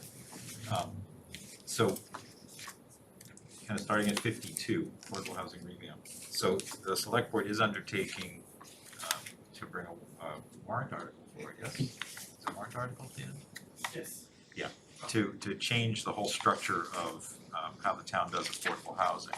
There's $450,000 or $60,000 that we have right now, I think, it's $450 roughly.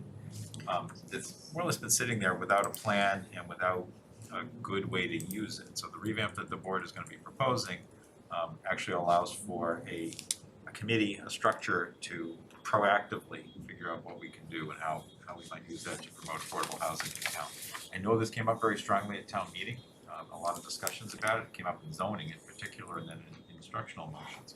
And my thought here was that, again, with ARPA funds, this is really a big step that we could take and do something here and make a statement. It would bring that fund up toward $1 million, I guess $950 or whatever, if we put $500K into it. But this is an opportunity to kind of acknowledge a situation that we have in town, take a step toward it. It is not enough, not even close, and ARPA wouldn't be able to do that, so at some point town meeting is gonna need to dig in.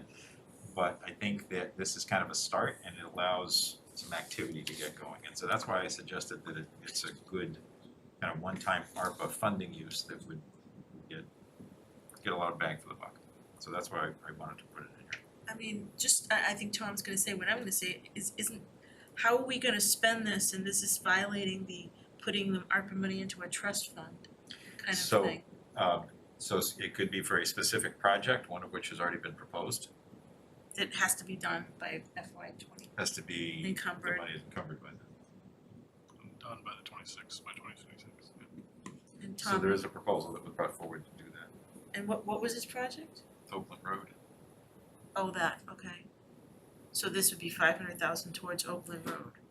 And truthfully, it may be that Oakland Road is mostly self-funding. It may not even be needed for something like that, that's possible. We are now, we've been designated by the MBTA as a commuter rail community. Oh, Which that's is gonna better than have a some- bus community, that's a Right. big deal. Yeah, but even with that, it's gonna be a struggle to figure out how to do this. Do what?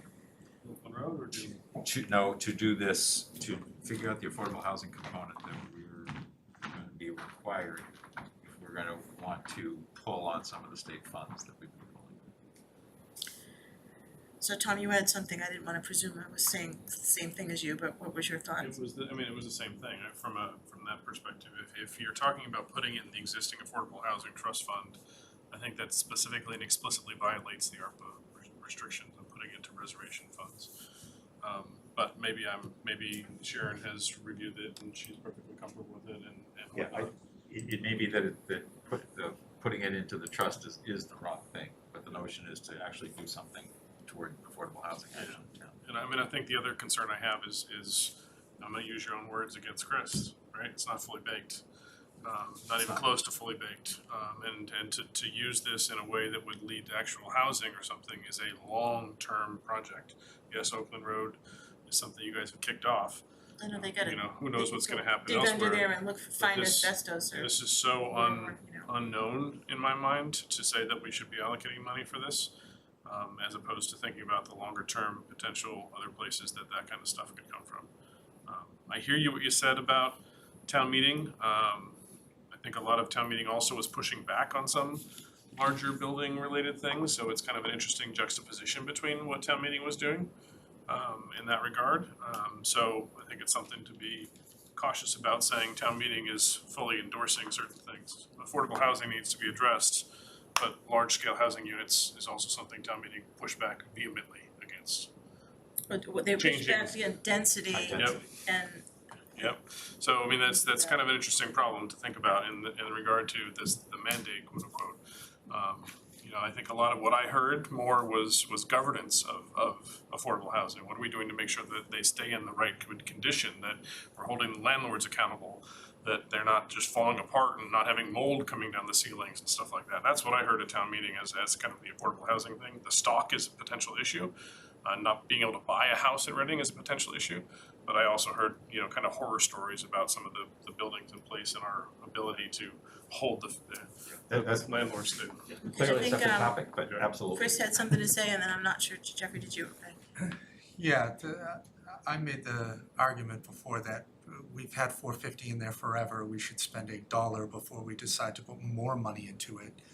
And secondly, we just, sold a house in Reading, the town did, for like $460,000 for one house that is not, it's probably affordable, but if you actually saw the thing, and nobody in here would want to live in this house, and it The sold one we for, auctioned off or Yeah. something? for like $460,000. So if you apply that to this, would we take this, an extra $500,000 and buy that house and make it affordable and all? Like, no way on planet Earth is anybody living in this house. They are knocking it down and building up a $1.5 million house over there, and we're not gonna be able to do that with this money. I'd like to see something spent before we go ahead and do it further. Plus, we're over the 10%. I understand there's a long way in the future, and things can change as well. That, we're over the 10%. We're lucky in that regard. I understand we have to be wary that, if we completely cut off building in all of Reading, that, eventually we'll dip below the percentage. But we have no idea, 8 years from now, the state could just change the metrics on it Well, and make it. they're doing that with MBTA communities, but that's beyond the scope of our board. And We you can't can, address and all they of can that. change, anything and everything is always up to being done. But for me, we're gonna spend $1 before we put anything else into this. Okay. I understand that it's a worthwhile cause, but $450, seeing this house, that thing is not. And Sean Brandt had his hand up. Go ahead, Sean.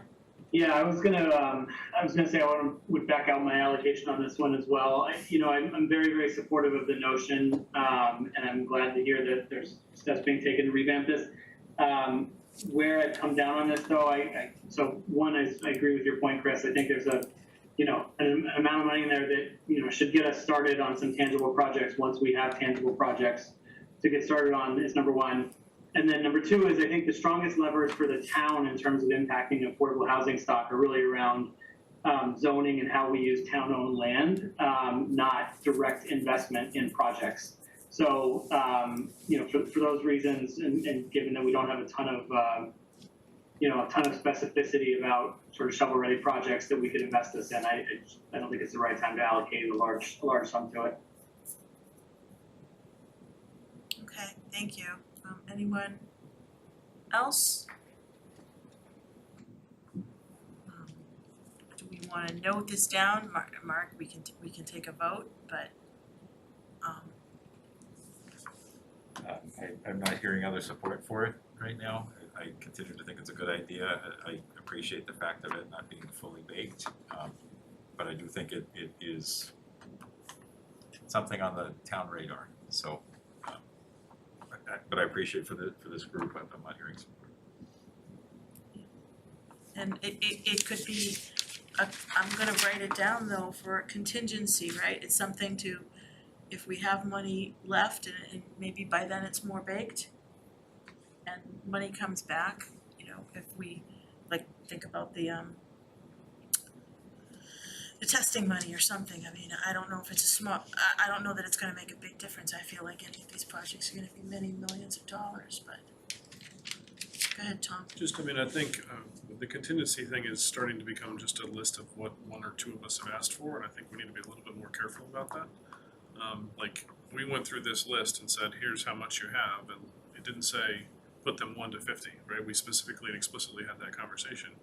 Like, I might put sidewalks and trees, higher in the list, right? But, it's not something that I prioritized here, but I would definitely probably prioritize it more highly than affordable housing in the current state, because we don't have enough sidewalks in this town.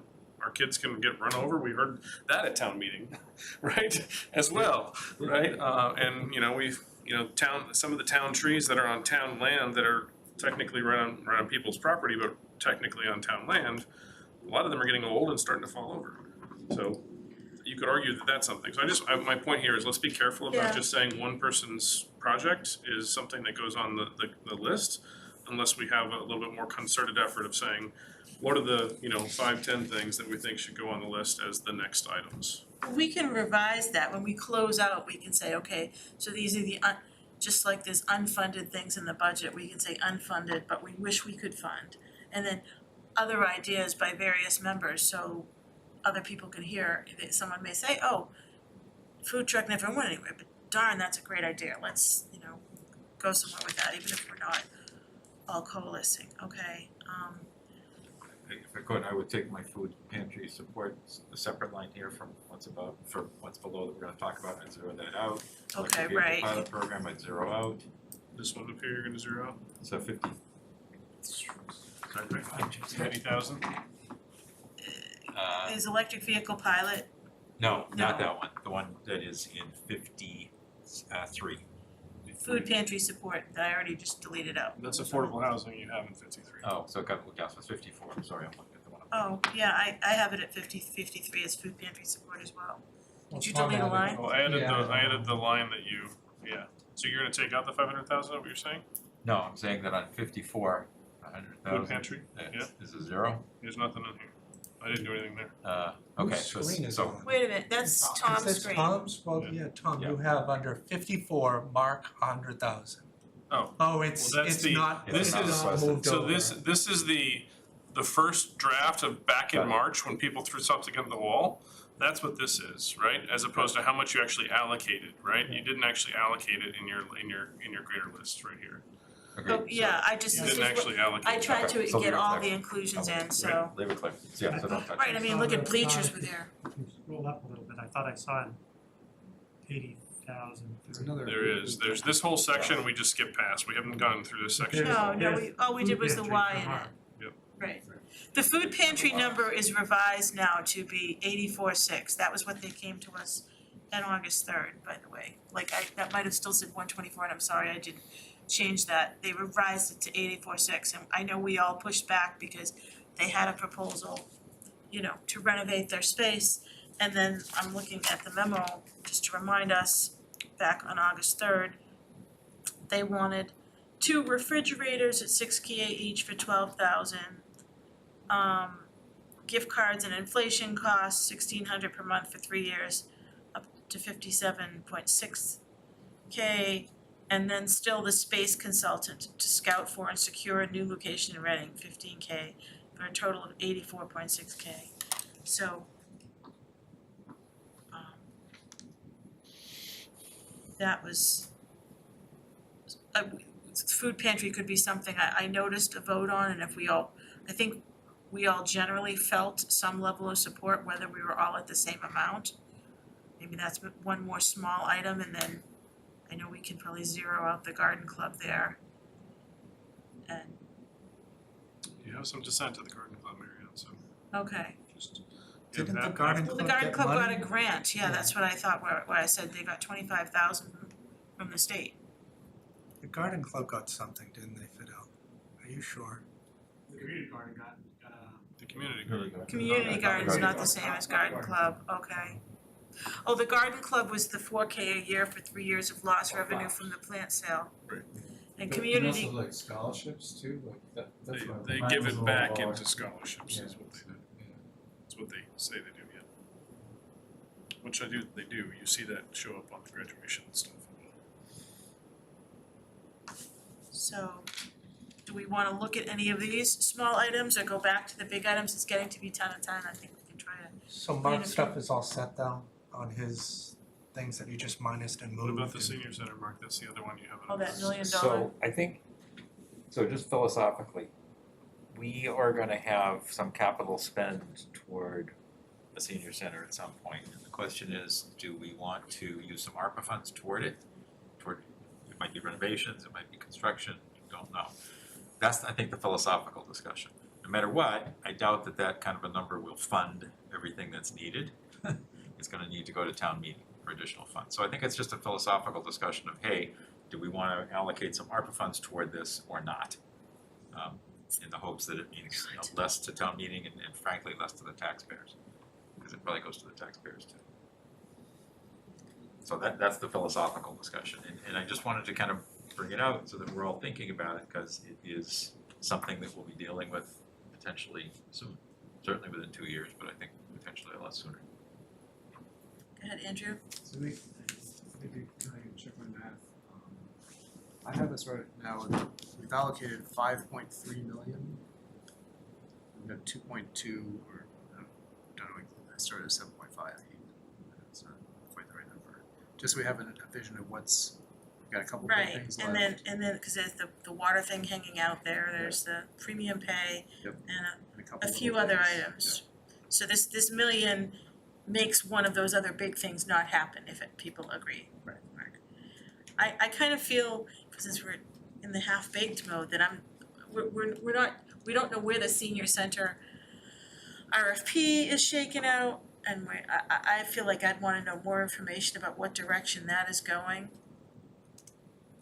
And before I committed I'm to sort of anything. feeling like maybe for tonight, we've done a pretty good job. I think we could maybe look at a couple of the small things to see if they're really high enough priority, because we've got another almost 100K of small things, the Chamber of Commerce, Rotary, Garden Club, food pantry. I see Yeah. 5.628, is that what you had? 5,301. So it's at least five. Right, at least 5.1. I stopped, So it's. I have to fix my totals. Yeah. Let me follow the thread. What did I have? 5.6 total, but I might have doubled it. L6, let's go back. It's like, 5.5, roughly 5.4. It's Yeah. 6.5.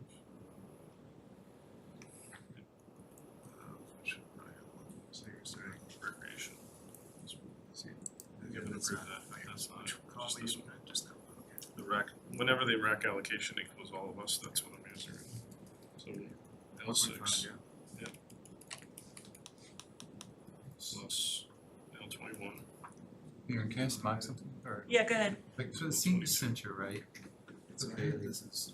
Say if the new building didn't work out potentially, right?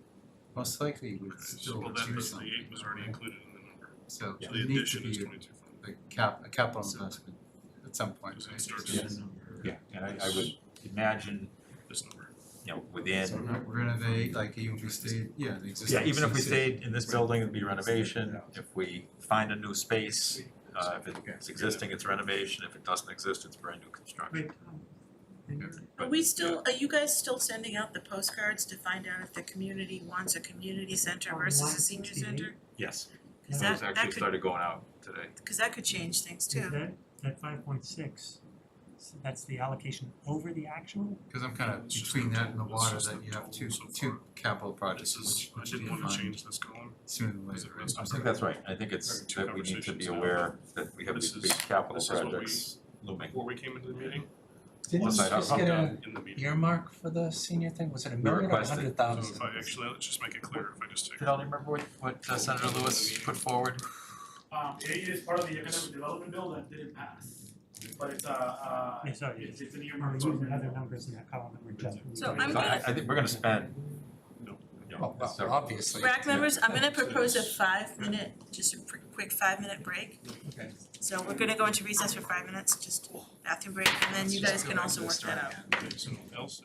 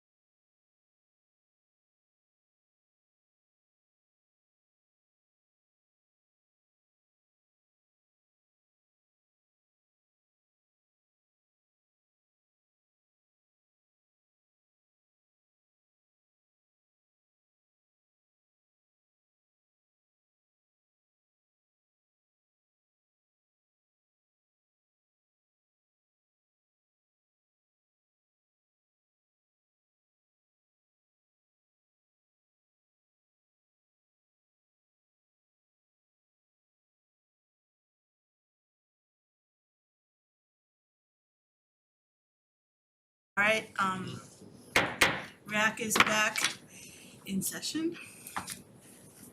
And I think when we left, you guys were trying to get a sense of what's left. Reconciled, we're on the same page now. And so what do you think is left? We have 1.963514 million left.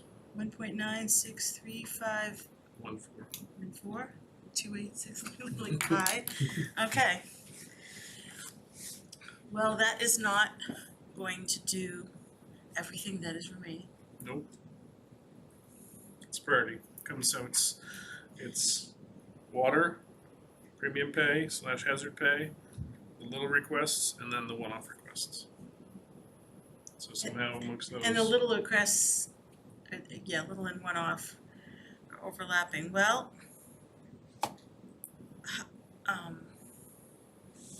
Tom, do you think we could hide all the rows except for the ones that are still in discussion? Is that possible? Anything's possible, Sean. I don't think it's possible on quick notice. But- Let me minimize something. I think I can probably do it in quick notice, I think. I only know how to install it. It's just when you hide all those things, then you're gonna, you don't wanna get rid of anything that's part of a formula. Nope, you won't. That's the key, Let right? you, Keep talking in the meantime. And I'm just trying to think with the little things, it's as much as I think we wanna look at the little things, I think we would hate to commit ourselves and take votes on little things, and then if we all feel so strongly about premium pay, suddenly we're backed into, if we all felt We only strongly have about 100K 700 left. premium pay and then we're backed into 500. I think we have to go back to a couple of the bigger things, because now, maybe with the exception of food pantry, which I thought we were all in agreement on, some of the other ones are not, I hate to put it like life or death or hungry or not hungry. These organizations will live on without our money, and citizens will be fine. These are in the realm of nice to have and ought to have or must have. I think the remaining recommendations, other than the food pantry, I feel like we're doing something good, but if we don't do that, these organizations continue on.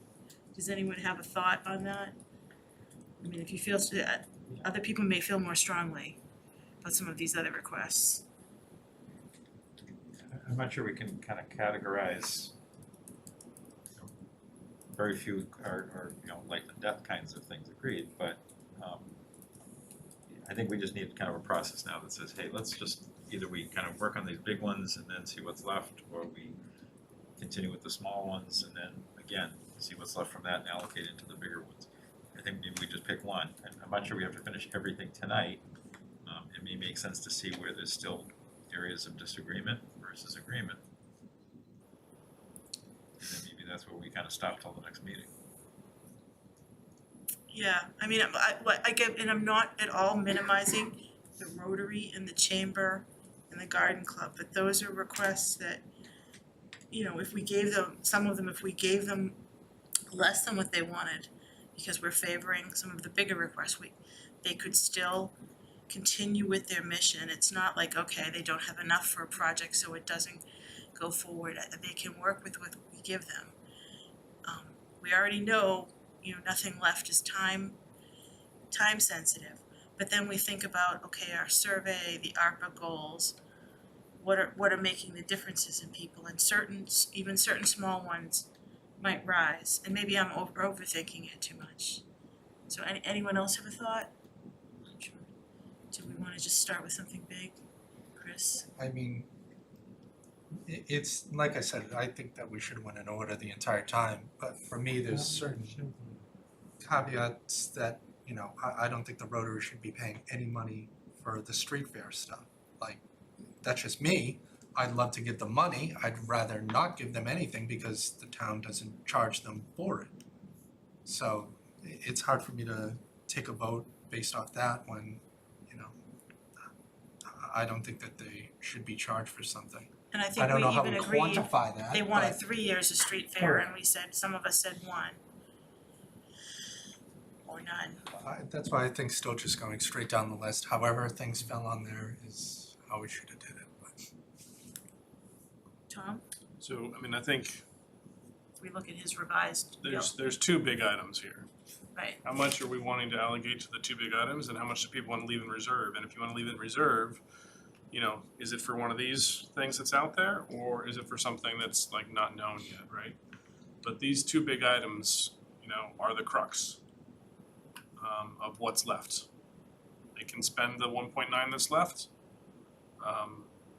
or you can spend $1 million and have a bunch left, right? But if we solve these two big items, we know what's left for the other things. And otherwise, we may find ourselves squeezing ourselves out of two items that we more or less have some sort of agreement are the bigger items that we all want to focus on and talk about. go ahead, Joe. Yeah, I generally agree with that, with the exception of like the Reading Food Pantry. Like I look at the small ones and I'd say like I'd hate to see that squeezed out at the end. Do you know what I mean? Like the other ones I'd say I could give a take personally, right? Well, that's what, I've where I already was money going with my for thing, them, like, people are hungry But versus, like, and we're so close on the Reading Food Pantry, it's like 20 to 24, everyone seems to be supportive of that, like, do we just, like, lock that one in, right? And then, I don't know. I mean, and I look at like what was remaining, and I was just eyeballing, like, okay, if you say 1.96 million, if I said, let me lop off 200K, that'll be divided among small priorities, 1.76. You get your 760 for premium pay, which is close to some of the numbers, and $1 million for water, and that's not by any means my allocation, but it's clearly, we could look at this money remaining and kind of think of it as 3 big chunks. The big water chunk, unless there's someone who doesn't want to allocate towards water, the big premium pay chunk, and then presumably the smaller leftover chunk, and it's just a matter of how we each think that the best dividing of those. Is that all the stuff that's left, Tom? Mhm. That's it? Mm-hmm. That's it, that's left. It almost seems like we can be done this in about a half hour right now. If it's really, you're Yeah, scrolling yeah, forget now, about my. but if I mean, it's just those are all that, the that sunlight. section just seems very doable. This is all that's left. I can If even that's all that's left, it seems very doable, minimize it down to that. It's the- Yeah, very doable. I mean, I would, I buy what Joe's saying about the food pantry, and I think a lot of us came to that 20,400 number before some of the updated estimates came in. Yeah. So I think we can recalculate that a little bit, and I think most of what people included, because I have my notes from that, is 1 year at $1,200 per month, right, which got to 14,400, plus 6,000 for a freezer, right? They came back and gave a new inflation-based estimate of $1,600 per month. So, they wanted, right? 2 freezers for 12,000 And two instead of freezers 1 for freezer. 12,000. And then most people on this list had left out the 15,000, Sean's the exception, for the search party. But otherwise, we were in that general realm. So if my proposal is gonna say, let's take their 16,000 instead of their 12, or 1,600 per month instead of 1,200 per month, and give them both freezers. But how many From the years? storage, 3 years or 1 year is what I 1 was year? gonna say from before. But that's my proposal. People can obviously update it, but if What we does were that to come do to? that, so 1,600 times 12 plus 12,000 is 31,200. So I move, we recommend to the Board of Selectmen that they allocate 31,200 for the Reading Food Pantry request. Discussion. Okay, good. So I am very much inclined to do the 84.6, the revised number that they came in with.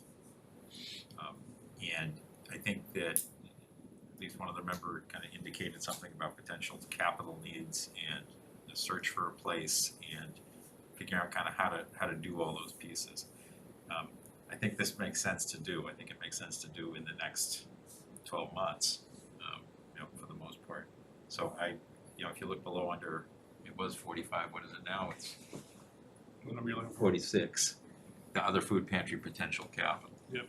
So I'm in favor of, actually, now that we have now I'm a little bit confused. 84,600. Yeah, 84.6 is what I was gonna suggest as the number, because that was their. Well, that was that's the including second their request. consultant, and they wanted 3 years of gift cards, and I think we were backing, a lot of us were backing up the 3 years. Right, so I'll make an amendment to do it to 84.6. Okay, well, we can vote on Mark amendment, so move, you know. I'll second the amendment. Okay, so let's take a vote on the amendment then. I'm just gonna write it down. Sorry, Mary, can we have one minute discussion on this? Oh, sure, sorry, go I'm ahead. just trying to track this. So, they came to us first in July, I believe, and the ask was for like 124.6, and that included, 100 for sort of like an undefined space need and that sort of thing. I think, this committee sort of balked at that. Was 84.6 the revised ask they came back with the second time? I can't. Yes. Yes, I have it in front of me in August, and the bulk of that was 3 years of inflation-adjusted gift cards for 57.6. Still the 15K space consultant, and I think 2 fridges instead of 1, Two so fridges. 12K in fridges instead of 6K. Yep. Go ahead, you continuing, Sean? No, I was sorry. I was just looking for that composition of the numbers, because I couldn't remember how I got to 84.6. Yeah, I agree with Mark. This revised ask was responsive, I thought, to the feedback that we gave, which was sort of an interest in more directly funding aid to individuals and needs that they could define much more clearly. I continue to think the space consultant is a really viable thing. If that's a bottleneck for them, being able to provide the services they need to the community, this is the little tranche of money that gets them to the place where they can understand really what their needs are and do a broader fundraising drive to find a new facility or do a renovation or whatever that looks like. So I think all of those things are sort of viable, make sense, and are well aligned with sort of the intent of the ARPA money. To say that we're spending less than 100,000 out of 7 plus, almost 8 million on food insecurity feels like a very reasonable tranche of money here. So I'm very comfortable with the 84.6 number. Okay, and Joe, you had your hand up? Yeah, I just want to clarify, because I support this now too, but I was trying to remember, weren't they leaning towards now, like, revisiting the existing space at Old South with that space consultant? Or did anyone recall that, or?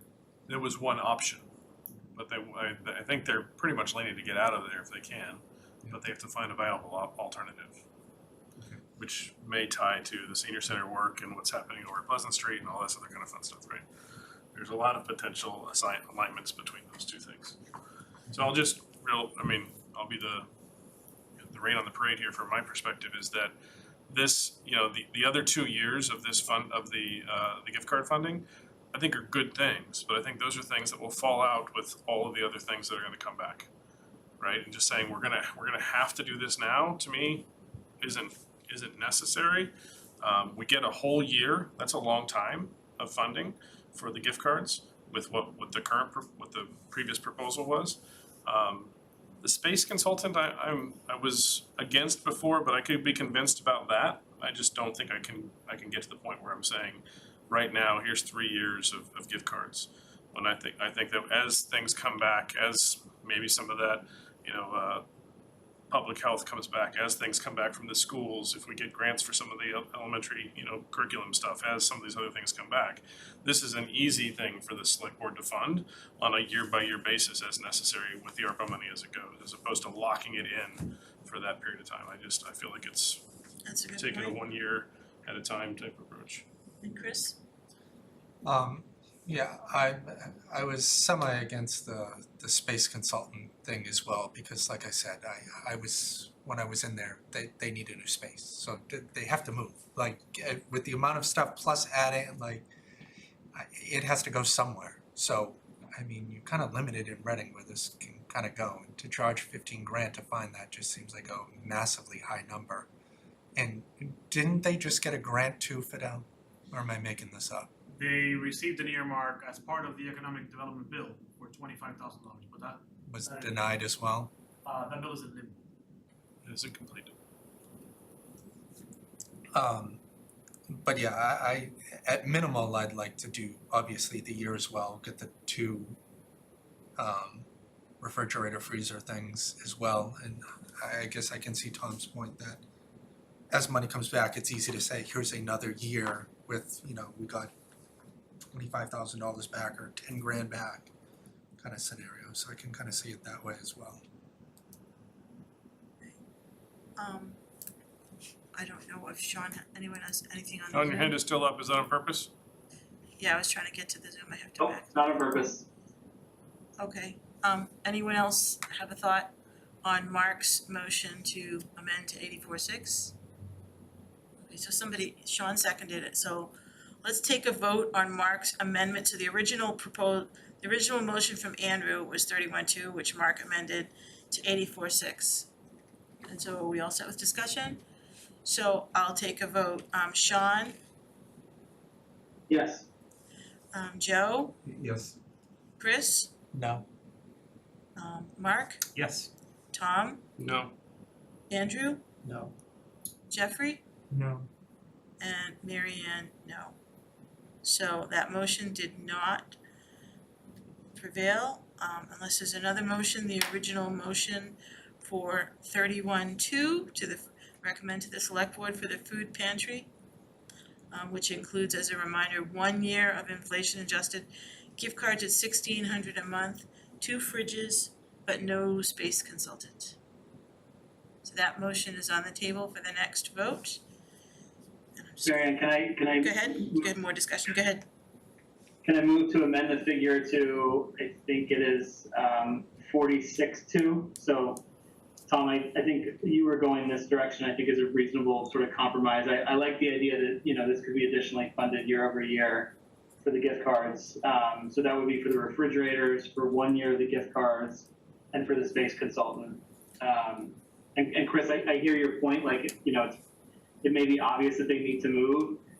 My understanding is the space consultant is not just a glorified realtor. The space consultant is somebody who can help identify sort of the requirements for a new space, what exactly it needs to look like, what facilities it needs to have, where it needs to be ideally located to best serve the community, et cetera. So I think that's why I'm offering this as a compromise. Okay, do I have a second on his motion? Second. Second, all right, and you have discussion, Chris? Yeah, I would just be more inclined to give them a second year as opposed to the consultant, which probably ends up more money than it was supposed to be. But I just can't get around the consultant thing. I understand the glorified realtor thing, but like 15 grand just seems significantly high. That's something that, I'm not an expert, but I seem to think that I could do it for less, significantly less. Maybe you should bid on it. Okay. It's probably, You have another thought? it's under 25 grand, I think they're good. Well, they're not a government entity, so That's they true can too. only do that, but, I was going to do this motion myself as well, so I'm glad Sean beat me to it. I've come around to this because of the need for the space. It took me getting my head around it. You know, 15,000 seems like a lot for somebody to tell you need to move. But, you know, all the different caveats to that, how functional is it, access, you know, where in the town from a placement perspective, all that kind of fun stuff, what you need to do to that location to make it functional for you. I feel like there's a lot that potentially is more than just, you know, the easy slam dunk thing here, and And what if they spend the 15K and his answer is, there's nothing in Reading for you? that might be the Then answer. their money's gone, I guess. That might be the answer, and but the answer might, but their charge may also be, or the surrounding communities. Maybe it's Wilmington. You know, it's not. Hopefully, it's not because it's the Reading Food Pantry. But that may be part of the answer. We know there's a space issue in town overall, right? So it's just a matter of what's right that fits their needs. They can go to the old senior center if the old seniors, well, they still need that space, but that's not our decision. Go ahead, But Chris. that's why that's a $15,000 savings for you just to say that, and you're done. Just go to the old senior center, call it a day. But that, Save I have 15 no grand. idea. I'm just That's not saying, handicapped it sounds as if you, it's just hard for me to get over that, and I'd rather give them another You're year, saying which the is more consultant, what's the money. consultant really doing? I don't know, It's- I don't know the real estate field to know. I'd rather give them more money to food, stuff that. I understand that concept though, you would rather see people getting fed. Is there more discussion?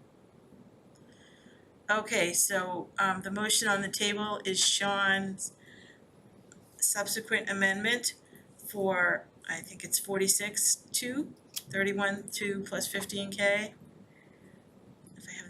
do I have the amount right, Sean? 46-2, yep. Okay, Yep. so 46-2. So I'll take a vote. Sean, Yes. Joe, Yes. Chris, No. Mark, Yes. Tom, Yes. Andrew, Yes. Jeffrey, Yes. Mary Ann, no, so that motion does prevail. So I'll just write down the answers. So that is another allocation. No, that's the amendment, now we have to vote on the Amendment. actual motion. So now. It's like town meeting, Mary It's Ann. probably going to prevail from, Just by the same vote. So now the vote on the final motion. This is why I'm not, Chris was this gonna is get why I'm more, not you might say moderator, yes for this Chris. So vote on the final motion of recommending to the select board to allocate 46-2 to the Reading Food Pantry for the needs that they advocated for and that we discussed and modified. 46-2, I'm sorry, that's a lousy motion. Just leave it as vote to allocate 46-2 to the Reading Food Pantry. Recommend, The vote, motion's already on the table, you don't have to Yes, say it I'm again, sorry. so just, unless there's further discussion, let's just Okay. vote on it. yeah, I'm getting tired, sorry. So I'll just go through the votes in the same order. Sean, Yes. Joe, Yes. Chris, Yes. Mark, Yes. Tom, Yes. Andrew, Yes. Jeffrey, Yes. Mary Ann, yes, so 8-0. Okay.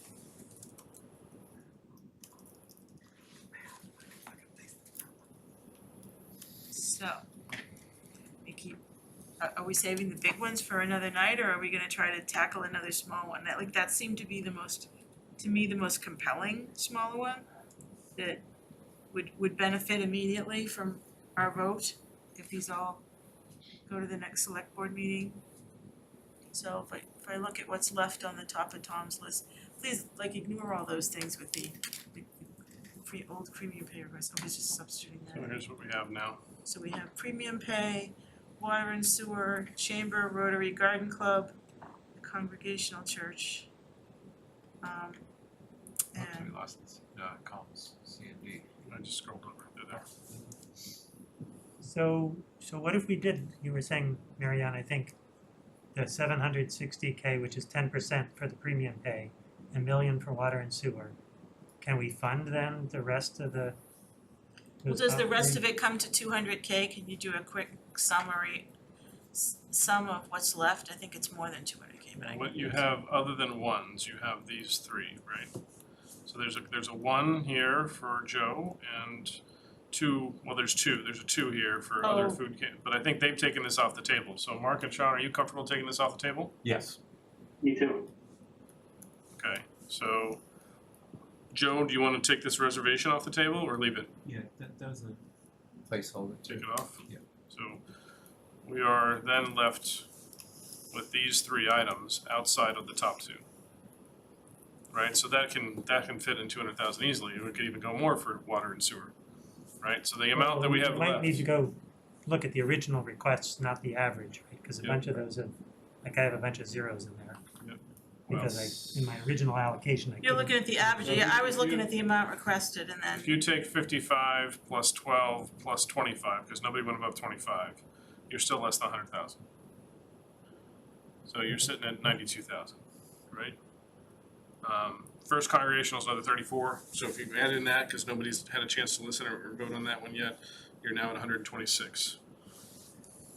Did the chamber get money, Fidel, or is this another denied thing that was earmarked? It's a pending, final pass of the economic development bill, And that's 25,000? $25,000.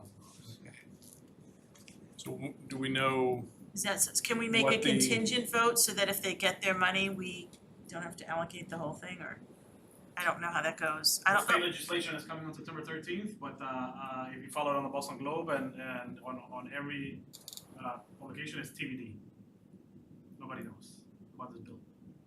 So it may not come, May not happen at all until Yeah. next year. I don't think anybody knows at this point. I mean, I guess we can wait till the next meeting on that one, but I'd kind of like to get all of them done. Shoot for the It would be stars. nice to get, It's not a well, good idea to do that. alright, so the idea, like I said, and Jeffrey alluded to, $1 million for water, $760 for premium pay, and fund everything else, modifying the Rotary. Do we agree $1 million for water, or? Nope. Want more, some people want less. I think that's gonna be a discussion for next. Okay, So how much do we have left to spend now? We have 1.917 left. I think both premium pay and water are good discussions for next time. okay.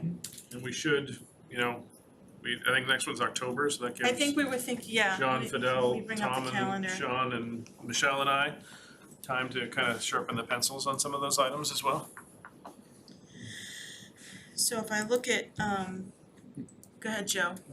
Tom, just because you have Mr. Spreadsheet, the you know that the question about the coaches, right?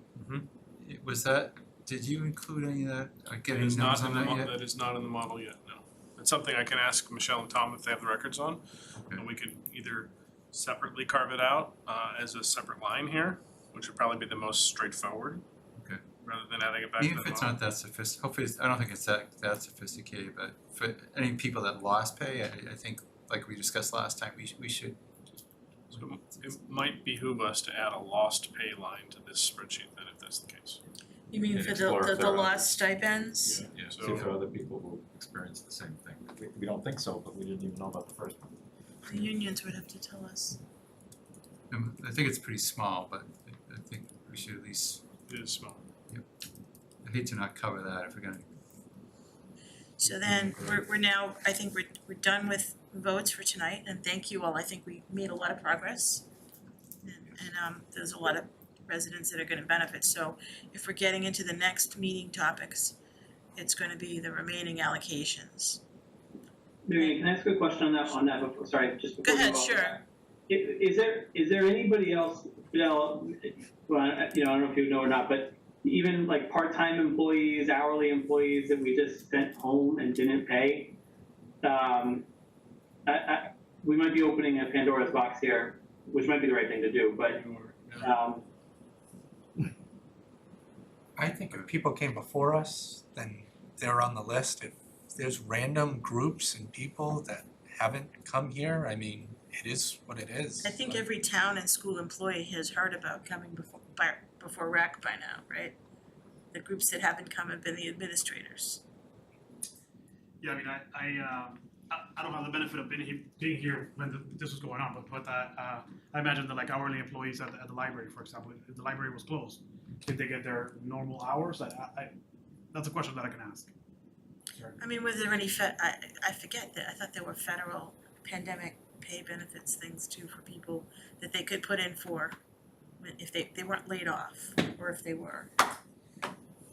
Yeah, my understanding is that if you were not laid off, you didn't qualify for any benefits at all. Yeah, there was the Paycheck Protection Plan, Maybe but that was that what it was was private employers could get the money so that Yeah. they could pay their employees. The loans that they didn't have to Yeah, right. repay, right? So Sean, are you and I- asking to take that into account well, or find out about it? yeah, I just think it's worth kicking the tires on it, and I'm sorry, I don't remember who just made the comment, maybe it was Chris, that, everybody had the opportunity to come before us. I mean, I think when we think about premium pay and we restrict it to folks who are, still on the payroll or retired since then, I think that makes sense. I think for these instances where it's lost pay, I'm not sure I would apply the same sort of strict, threshold or the same sort of strict criteria. So, those groups may not be, or those individuals may not be sort of as actively engaged, or, they may not be part of a bargaining unit that can represent their interests. So I don't want to be quite so, don't take this word the wrong way, but I don't want to be quite so dismissive of those use cases. So it might be just worth us thinking about whether that's something that we want to pursue and consider, a small holdback for. We probably won't be able to get all the data and sort it out and make all the decisions, in our next meeting, but if we want to think about whether there are enough of those instances that we want to have a small holdback for that, it might be worthwhile. Well, Sean, just so you know, I mean, I don't think our next meeting is gonna be able to be until like October 12th, because there's lots of the school curriculum nights on Wednesdays, select board nights on Tuesdays, you know. School committees on Thursdays. Yeah, and some Financial Jewish forum. holidays in there, and I think I was concluding that like Wednesday, October 12th, which is more than a month from now, is gonna be like kind of our wrap-up time, so that might be enough time if you wanted to find out this additional information. You would have it in there. I didn't really see a slot where we could easily come sooner than this, and the one calendar I'm looking at doesn't have the Jewish holidays, but I know anytime I looked at things, and then there were some Mondays, but I know that's a Board of Library Trustees night and a Killen School Building Committee night. So, you know, between now and then, the select board has a couple of meetings to vote on these allocations as well as other things, and if you close the warrant, you know, there's a lot going on. We'll close the warrant, and then we've got basically 2 meetings a month until December, where we have like Then the budget 5. comes. So when do you close the warrant? 27th. Which, September? September 20. I'm just thinking in terms of if there are things that we want town meeting to consider because we're not funding them from ARPA money. I think we might need, I mean, Well, we're not putting the things on the warrant, it would be the groups that want this, the town boards that want this well, I'm done. just saying if, you know, like this is our last chance to decide on some things that we're not gonna want the select board to put on the warrant to. Right, I mean, what could potentially go on the warrant other than the 100K for the trees, But like, that's not now, right? It could be, there's still April next year, there's next November as well. It doesn't have to be this November that all of those things are. And they can be appropriate. creative and put a number in the town meeting warrant saying, you know, assuming we get some money from ARPA, we're asking for this, and they can just make it town meeting, get money, or vice versa. Things do that all the time. yeah, okay, so I guess in the next meeting, there's remaining allocations and then possible, we mentioned the lost stipends to consider. And Sean, how did you wanna characterize those employees that fell through the cracks, and I don't know how to, what to call them, it's just people who were sent home, just possible Non-salary. Yeah, I don't know. yeah, I mean, I think they're probably hourly wage earners who you know, lost hours as a result of the pandemic and thus lost wages. So I'm just writing any town, school employees with lost wages not covered otherwise. I seem to remember Bob making it pretty clear that he wasn't talking those types of employees, but maybe I'm off base. Think Yeah, and about that extended may be day. the result is that Were they laid off? No, they weren't laid off. But extended day, Well, extended day They is got an paid for- interesting case. they got paid for some work they didn't do, but then they lost work, right? And that's another school case, and also a revolving fund case. Some of them had to be laid off in January of 2021, And that was pandemic related.